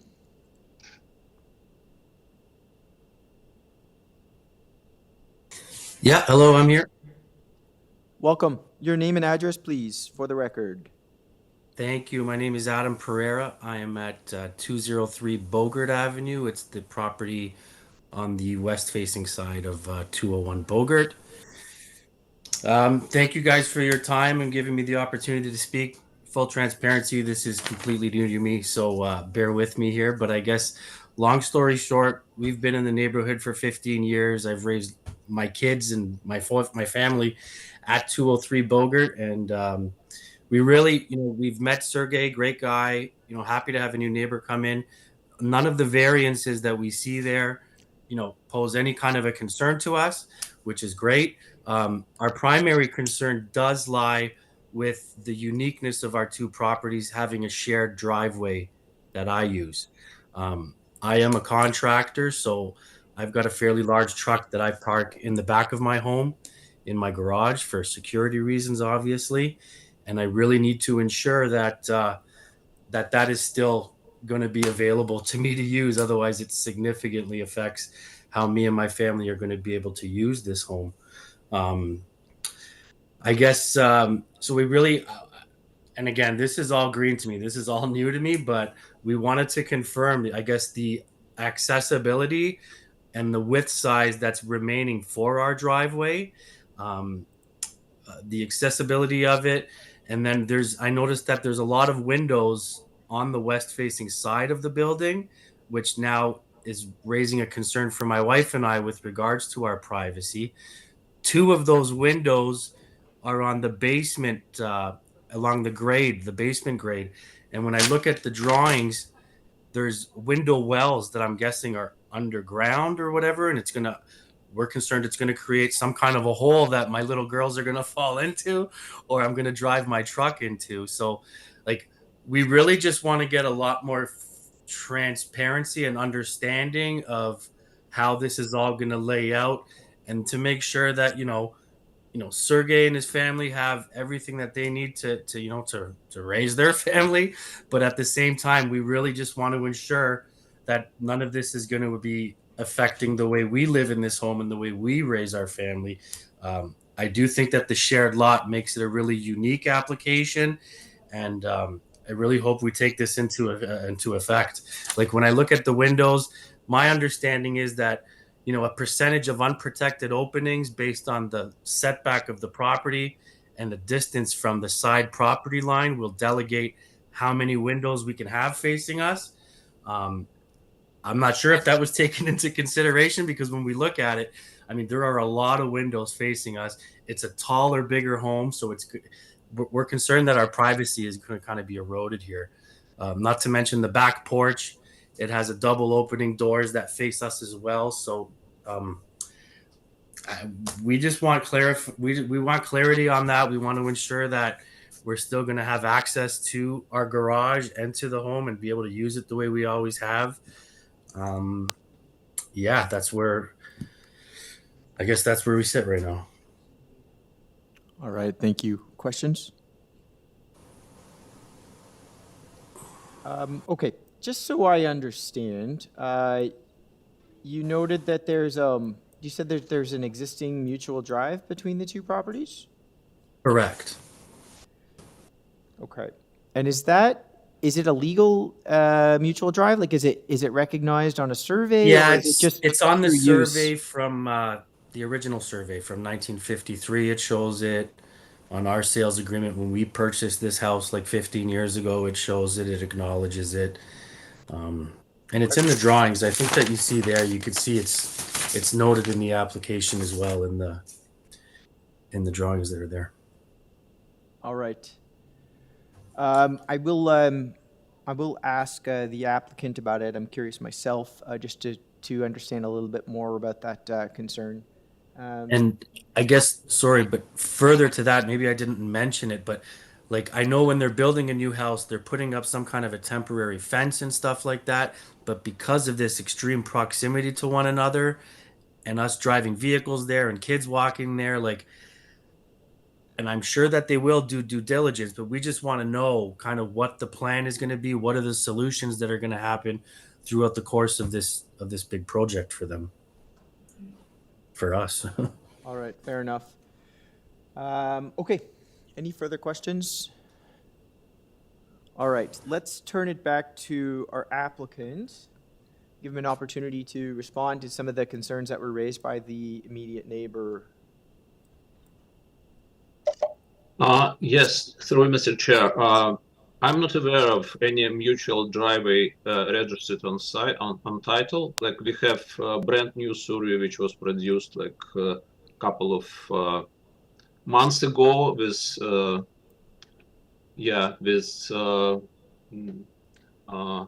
land registry office search done by surveyors. So the driveway, mutual driveway is not registered on site on title. So the decision to drive on a neighbor's property is beyond my capacity as an architect to approve or to agree or disagree. It's basically just between two owners. They have to discuss this possibility, but I don't think there's any legal support for driving on adjacent property. It's actually there's a concern about safety for the occupants of my clients to one for their kids if somebody is driving along the property line, well, not along the property line, but on their property along their house. In terms of spacing, like you can see that dotted line shows the setback of the existing house. We're further back, so we're maintaining for one portion of the house, we're maintaining 1.2 meters permitted setback. The other portion is even more recessed. Percentage of unprotected opening, definitely we are aware of that, and we will not exceed maximum percentages as a matter of building permit application, as well as safety concerns, like anything which related to safety of construction has to be properly addressed. And I know that building department will monitor safety issues, and obviously proper fencing or proper shoring has to be provided to ensure that there's no damage done to the adjacent property. So that's basically. Okay, thank you. Any questions?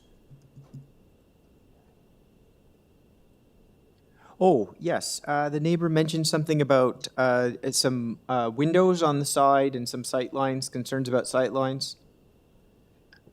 Yes, as I said, like it's regulated by percentage of unprotected openings. So percentage of windows in relation to the area of the west wall is limited to, if I'm not mistaken, 7.5%, and we are not going to exceed it. Like we, when it goes to building permit stage, obviously we have to comply with building code, and percentage of unprotected opening will be maintained as per building code. All right, very well. Okay. Which, as I said, is about 7% of the overall area of the wall. Yes, that is regulated by the building code. Okay. Let's take this into committee now.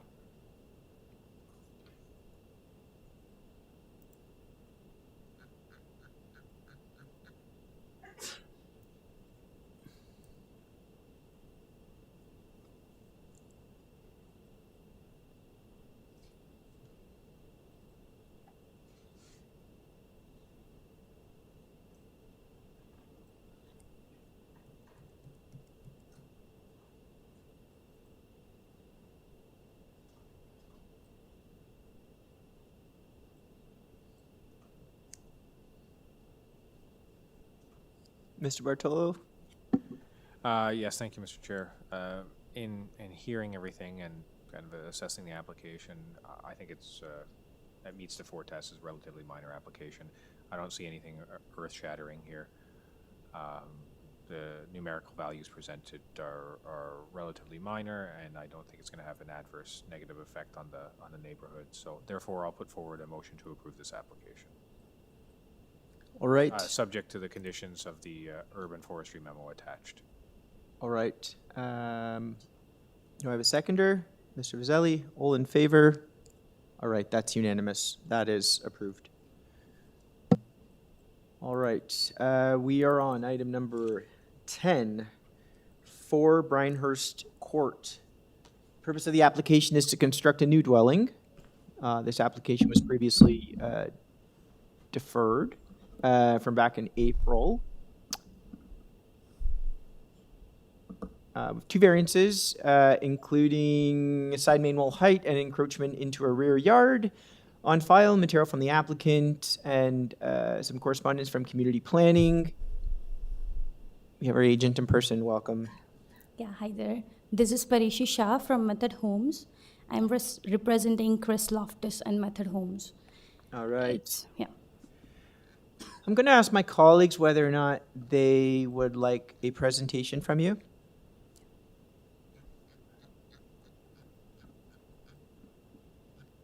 I see no.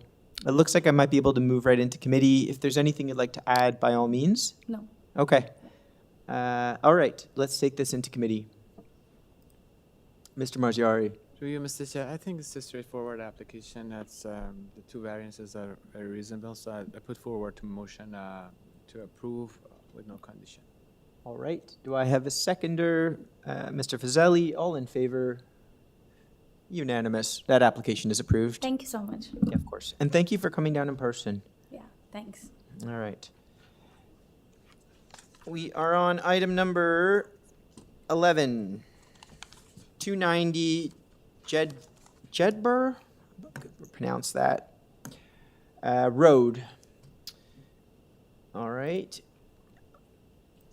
Purpose of this application is to construct a new three-story dwelling with a rear deck and balcony. Variances for setback of a platform from the south side lot line, setback of a platform from a north side lot line, parapet height, building height, north and south side yard setbacks, FSI, and building depth. On file, material from the applicant, memo from urban forestry, community planning, and a letter of concern from the immediate neighbor to the south. We have our agent with us. Hello. Hi. Hi. My name is Hassam Rostami. The address is 92 Chisholm Avenue. And I'm not the applicant, but I'm the agent helping the applicant, and I'm the architect on file. All right.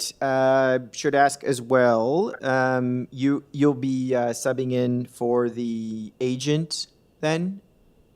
I am. Or you are the agent. You are yes, subbing in as yes. the agent. Okay. Yes. I had a different speaker on my list, but I just wanted to clarify. I'm so sorry. That's Ali Sahami, the owner of the property. Ah, that's the owner. Okay, very good. I should ask as well, sir, you're not here for this item? No. And staff, we don't have anybody online for this item? I don't see anyone on my list, so. No, I contacted the person that was registered and he was not willing to speak. All right.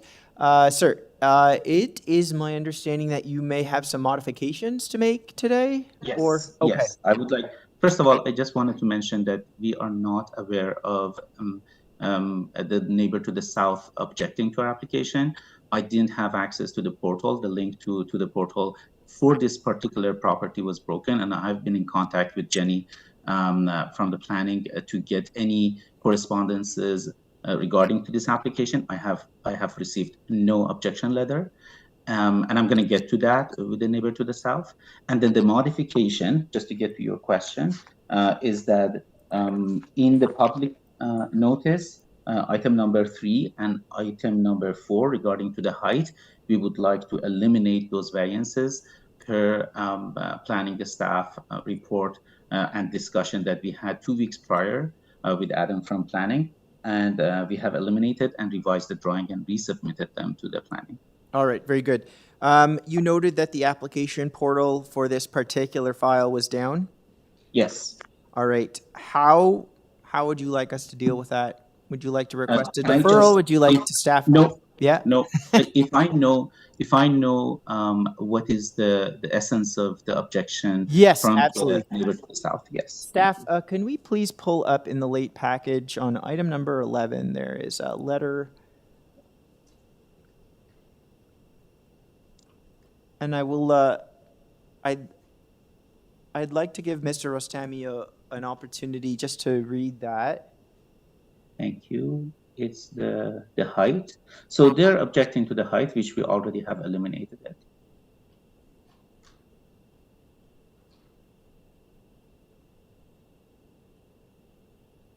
It looks like you may have Yeah. addressed Yeah, their absolutely. concerns. Okay. And I'm going to tell you the history of the file. So A few months back, these Well, guys. hold on. Sorry. Do we?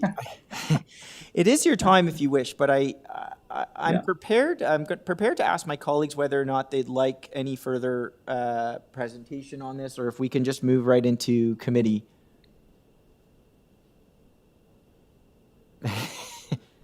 I mean, I'm happy if you'd like to provide us any information, but generally, when we don't need to hear. I can just give you. Sorry, I just can give you very quick. Sure. It's not a presentation. Of course. Because I want the public to actually hear that when you discuss with your neighbor, it works. That's what I'm trying to.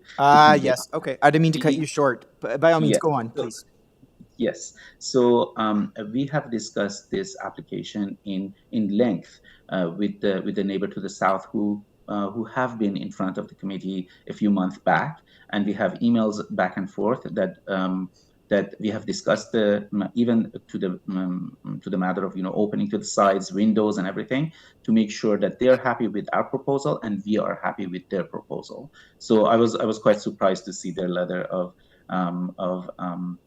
objection, but I think it has to do with them being rejected the extra height at the Committee of Adjustment, which makes sense. To the adjacent neighbor to the north, very nice gentleman. My clients have done extensive talk and showed them the plans in regards to the rear deck, and he was happy with what he saw.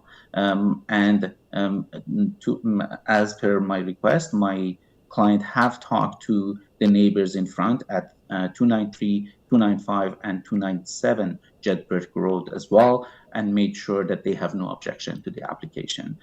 So what you see here is a combination of discussion with the neighbors, concessions to the planning staff, and this description of the front yard setback being in line with the street facade rather than just sticking to the letter of the law. All right. Very good. Questions? None? All right, sir. Let's take this into committee now. Thank you so much. Yes, Mr. Martiari. Through you, Mr. Chair, I think it's a well-thought application. The requested variances are minor, and I think it meets the 4 tests, so I'm ready to put forward a motion to approve this application subject as amended, variance number 3 to be eliminated, variance number 4 to be eliminated, and also subject to the condition of the planning staff, and also urban forestry condition number 3.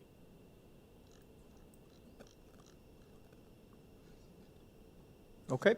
Second by Mr. Fazeli. All in favor? That's unanimous. You have your approval, sir. Thank you so very much, everybody. All right. Moving on. Last item of our morning session, item number 12. 17 EMBRO Drive. The purpose of the application is to construct a new detached dwelling as well as a garden suite in the rear yard. Variances for building height, main wall height, number of stories, building length, number of platforms on a rear main wall, building depth, 2 variances for rear deck balcony areas, east side yard setback, west side yard setback, rear yard setback, and a variance to omit bicycle parking. On file, material from the applicant, I see community planning and urban forestry. We have our agent with us, applicant. Good afternoon, committee. My name is Peter Druzik. I'm with Arc Design Group. I'm the agent for this project at 17 EMBRO Drive. All right, sir, I will ask for a presentation. We don't have any opposition here today, but I do note that there is some concern from urban forestry regarding a tree. As well, I believe there may be some modifications that came out of discussion from community planning. Correct. For both forestry and community planning, we have amendments. There is a drawing called revised plans uploaded yesterday that show all the corrections. Now, I'd like to first go through the amended variances because we've eliminated more than half of them in our discussions with planning department and forestry department. So first off, if we have the public notice in front of you, variances number 3, 5, 6, 7, 8, and 12 are now eliminated. All We've right. made modifications to the plans. to eliminate the stories application. We've modified the platforms to comply. And in addition, when you look at the revised plans, I don't know if the committee could put up the revised site plan, you see that in the back of the house, there's that large tree between the east property and our property there. Originally on that deck, at the back of our house, we had a gym and a washroom in the basement level that would have impacted on the root structure of that. We have now eliminated that, so our deck is only on sonotubes and does not interfere with the root structure of that tree. So no foundation walls of the highlighted dark gray house of 17 EMBRO now impacts that tree protection zone. And that was one of the main comments in the committee, that for it to be reduced. Therefore, variance number 4, we are no longer seeking a length of 21.21, but by eliminating that basement gym and washroom, it is now 18.67 for variance number 4. And because we reduced it below the 19, that eliminated the building depth variance of 19. We have been working with planning department and forestry department to correct these plans to make it better suiting the design here. And I believe that with my client's efforts going to the neighbors, we have a letter there from our direct neighbor at 19 EMBRO as well. And he's had discussions also with neighbors across the street and beside him regarding this proposal. And I believe in the end of the day, we're left here with just the height variance together with the side yard setbacks and the rear setback for the garden suite. And in the discussion with the comments for forestry regarding the garden suite as well, originally we were going to do a footing, but we have done in the past where if we need to protect the root structures of the rear trees, we could propose either helical piles or slab on grade type of construction, not to disrupt the root structures of those trees. I believe with the elimination of variance 3, 5, 6, 7, 8, and 12, and with the reduction of the variance of number 4 to 18.67 for building length, I believe that this is a comprehensive design, working with planning staff and forestry staff and our neighbors to come up with a design that meets the character of the community and meets the 4 tests of the Planning Act. And if the committee has any questions, I am willing to answer.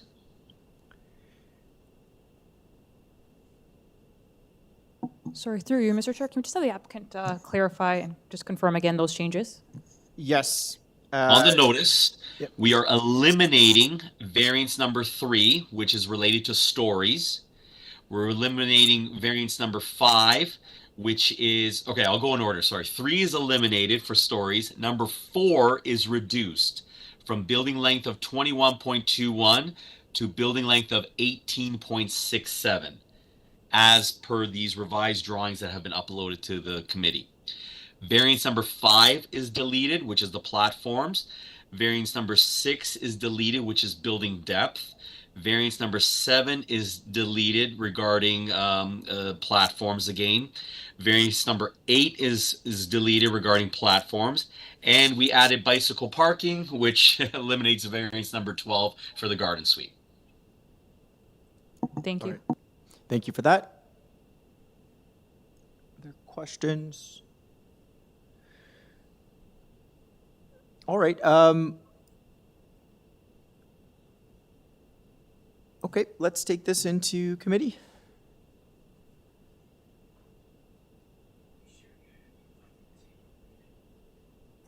So, who would like to get it started? Through you, Mr. Chair, I think after the revision of the applications, in my opinion, it is supportive. I see even the reduction of the variance number 4, which was the concern of the forestry as well. I mean, they requested for denial, but the reduction, I think, and as explanation of the applicant, I think it's satisfied for me. So that is basically my opinion on the application, I think.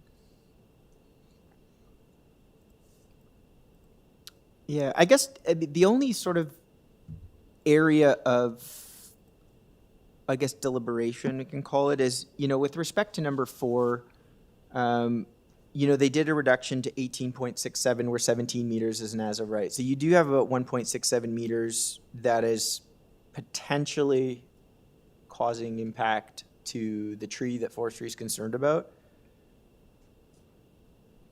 And then with respect to the garden suite,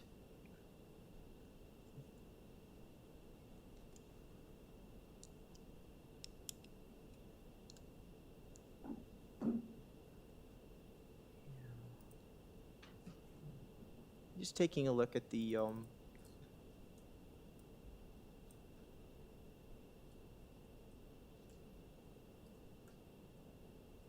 respect to the garden suite, the variance for that rear yard setback, while I don't have a concern with the reduced setback. My only the only concern that I might have is just with a reduced rear yard setback, it brings the building closer to the tree, maybe more impactful, because you have more of the building being constructed within that TPZ. I don't know if that can be resolved with helical piles but I'm not an expert in forestry, so it's hard for me to make that determination. But to your point, Mr. Vaselli, I do see, with the elimination of a lot of the variances and the reduction, it's certainly come a lot more in line with forestry's concerns.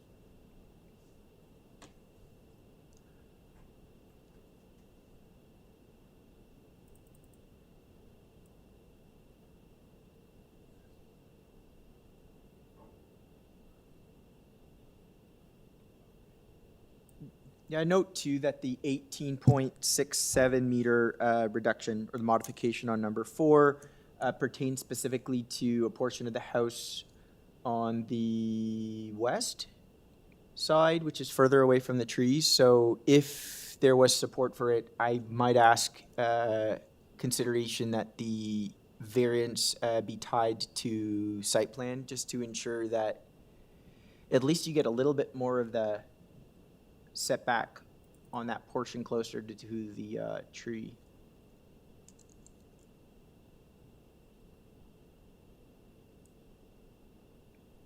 And the garden suite's a bit tougher for me to make, because it is so close to whether or not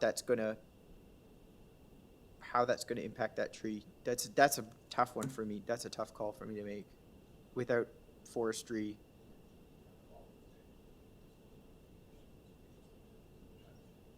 Yeah, well, if forestry said they won't step in, I mean, they still have an opportunity to step in and override if they have concern. This might be one of those instances if they still feel inclined to. Through you, Mr. Chair, I mean, they have identified the variances that they are really concerned about. The variance number 4, 6, and 7, right? Yeah. So, and as my colleague mentioned, if you're putting the condition there of the forestry, maybe that could satisfy what you are concerned about. They've also modified all of the, or eliminated all of the variances that forestry has an issue with. Yes.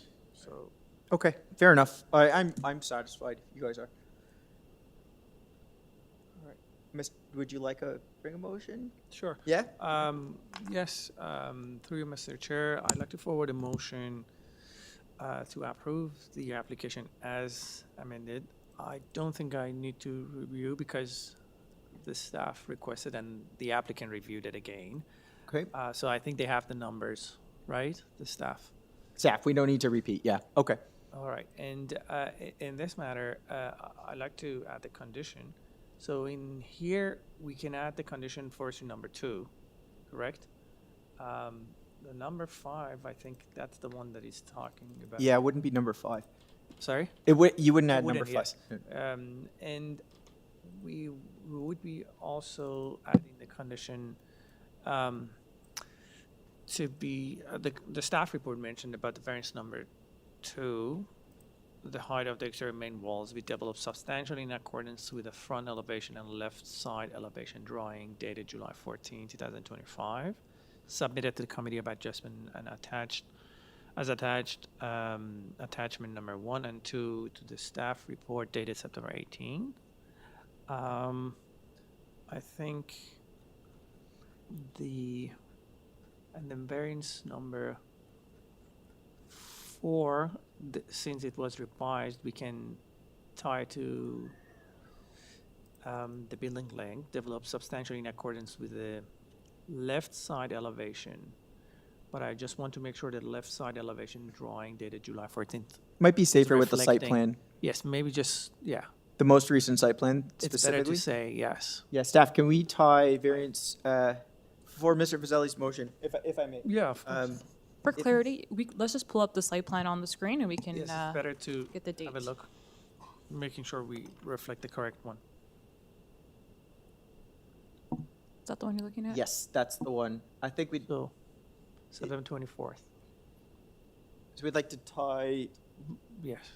Variance number 4 related to the building. Substantially in is it length or depth? So just to confirm, not the conditions listed in the community planning staff report. You are, This is So the separate, yeah. This is separate. The variance number 2 I kept. Okay. But for variance number 4. Correct, so. We are tying it to this flat. Okay, so we can just bring up the community planning staff report as well. So just condition 1 on that report. Believe so. I just had that up.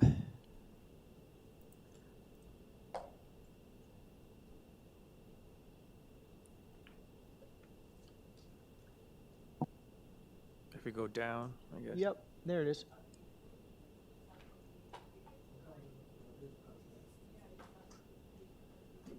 See, my only concern with those elevations is if it shows some of the.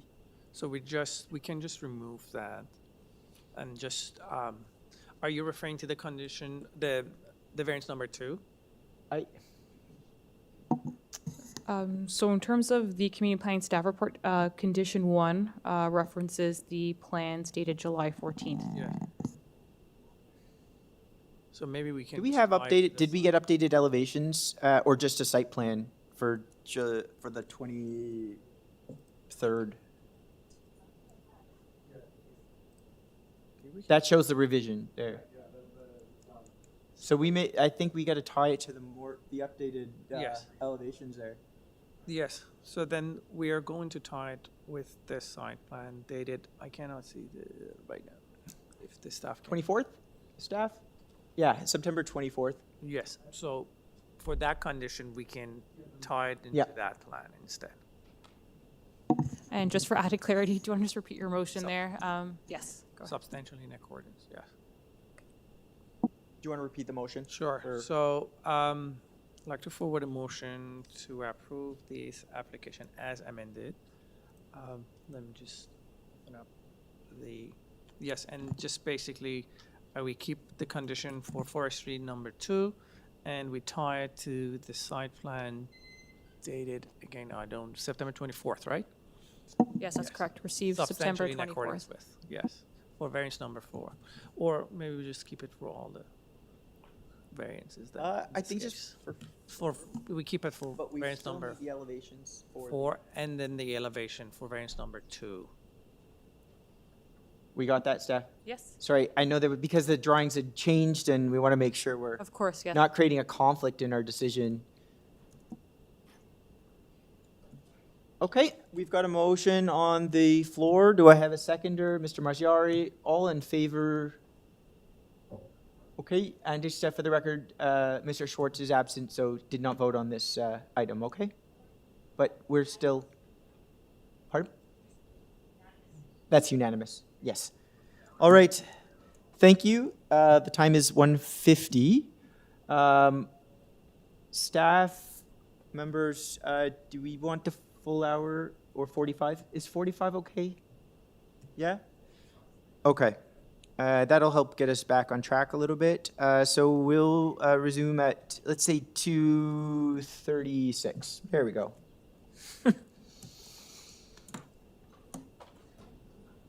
Thanks.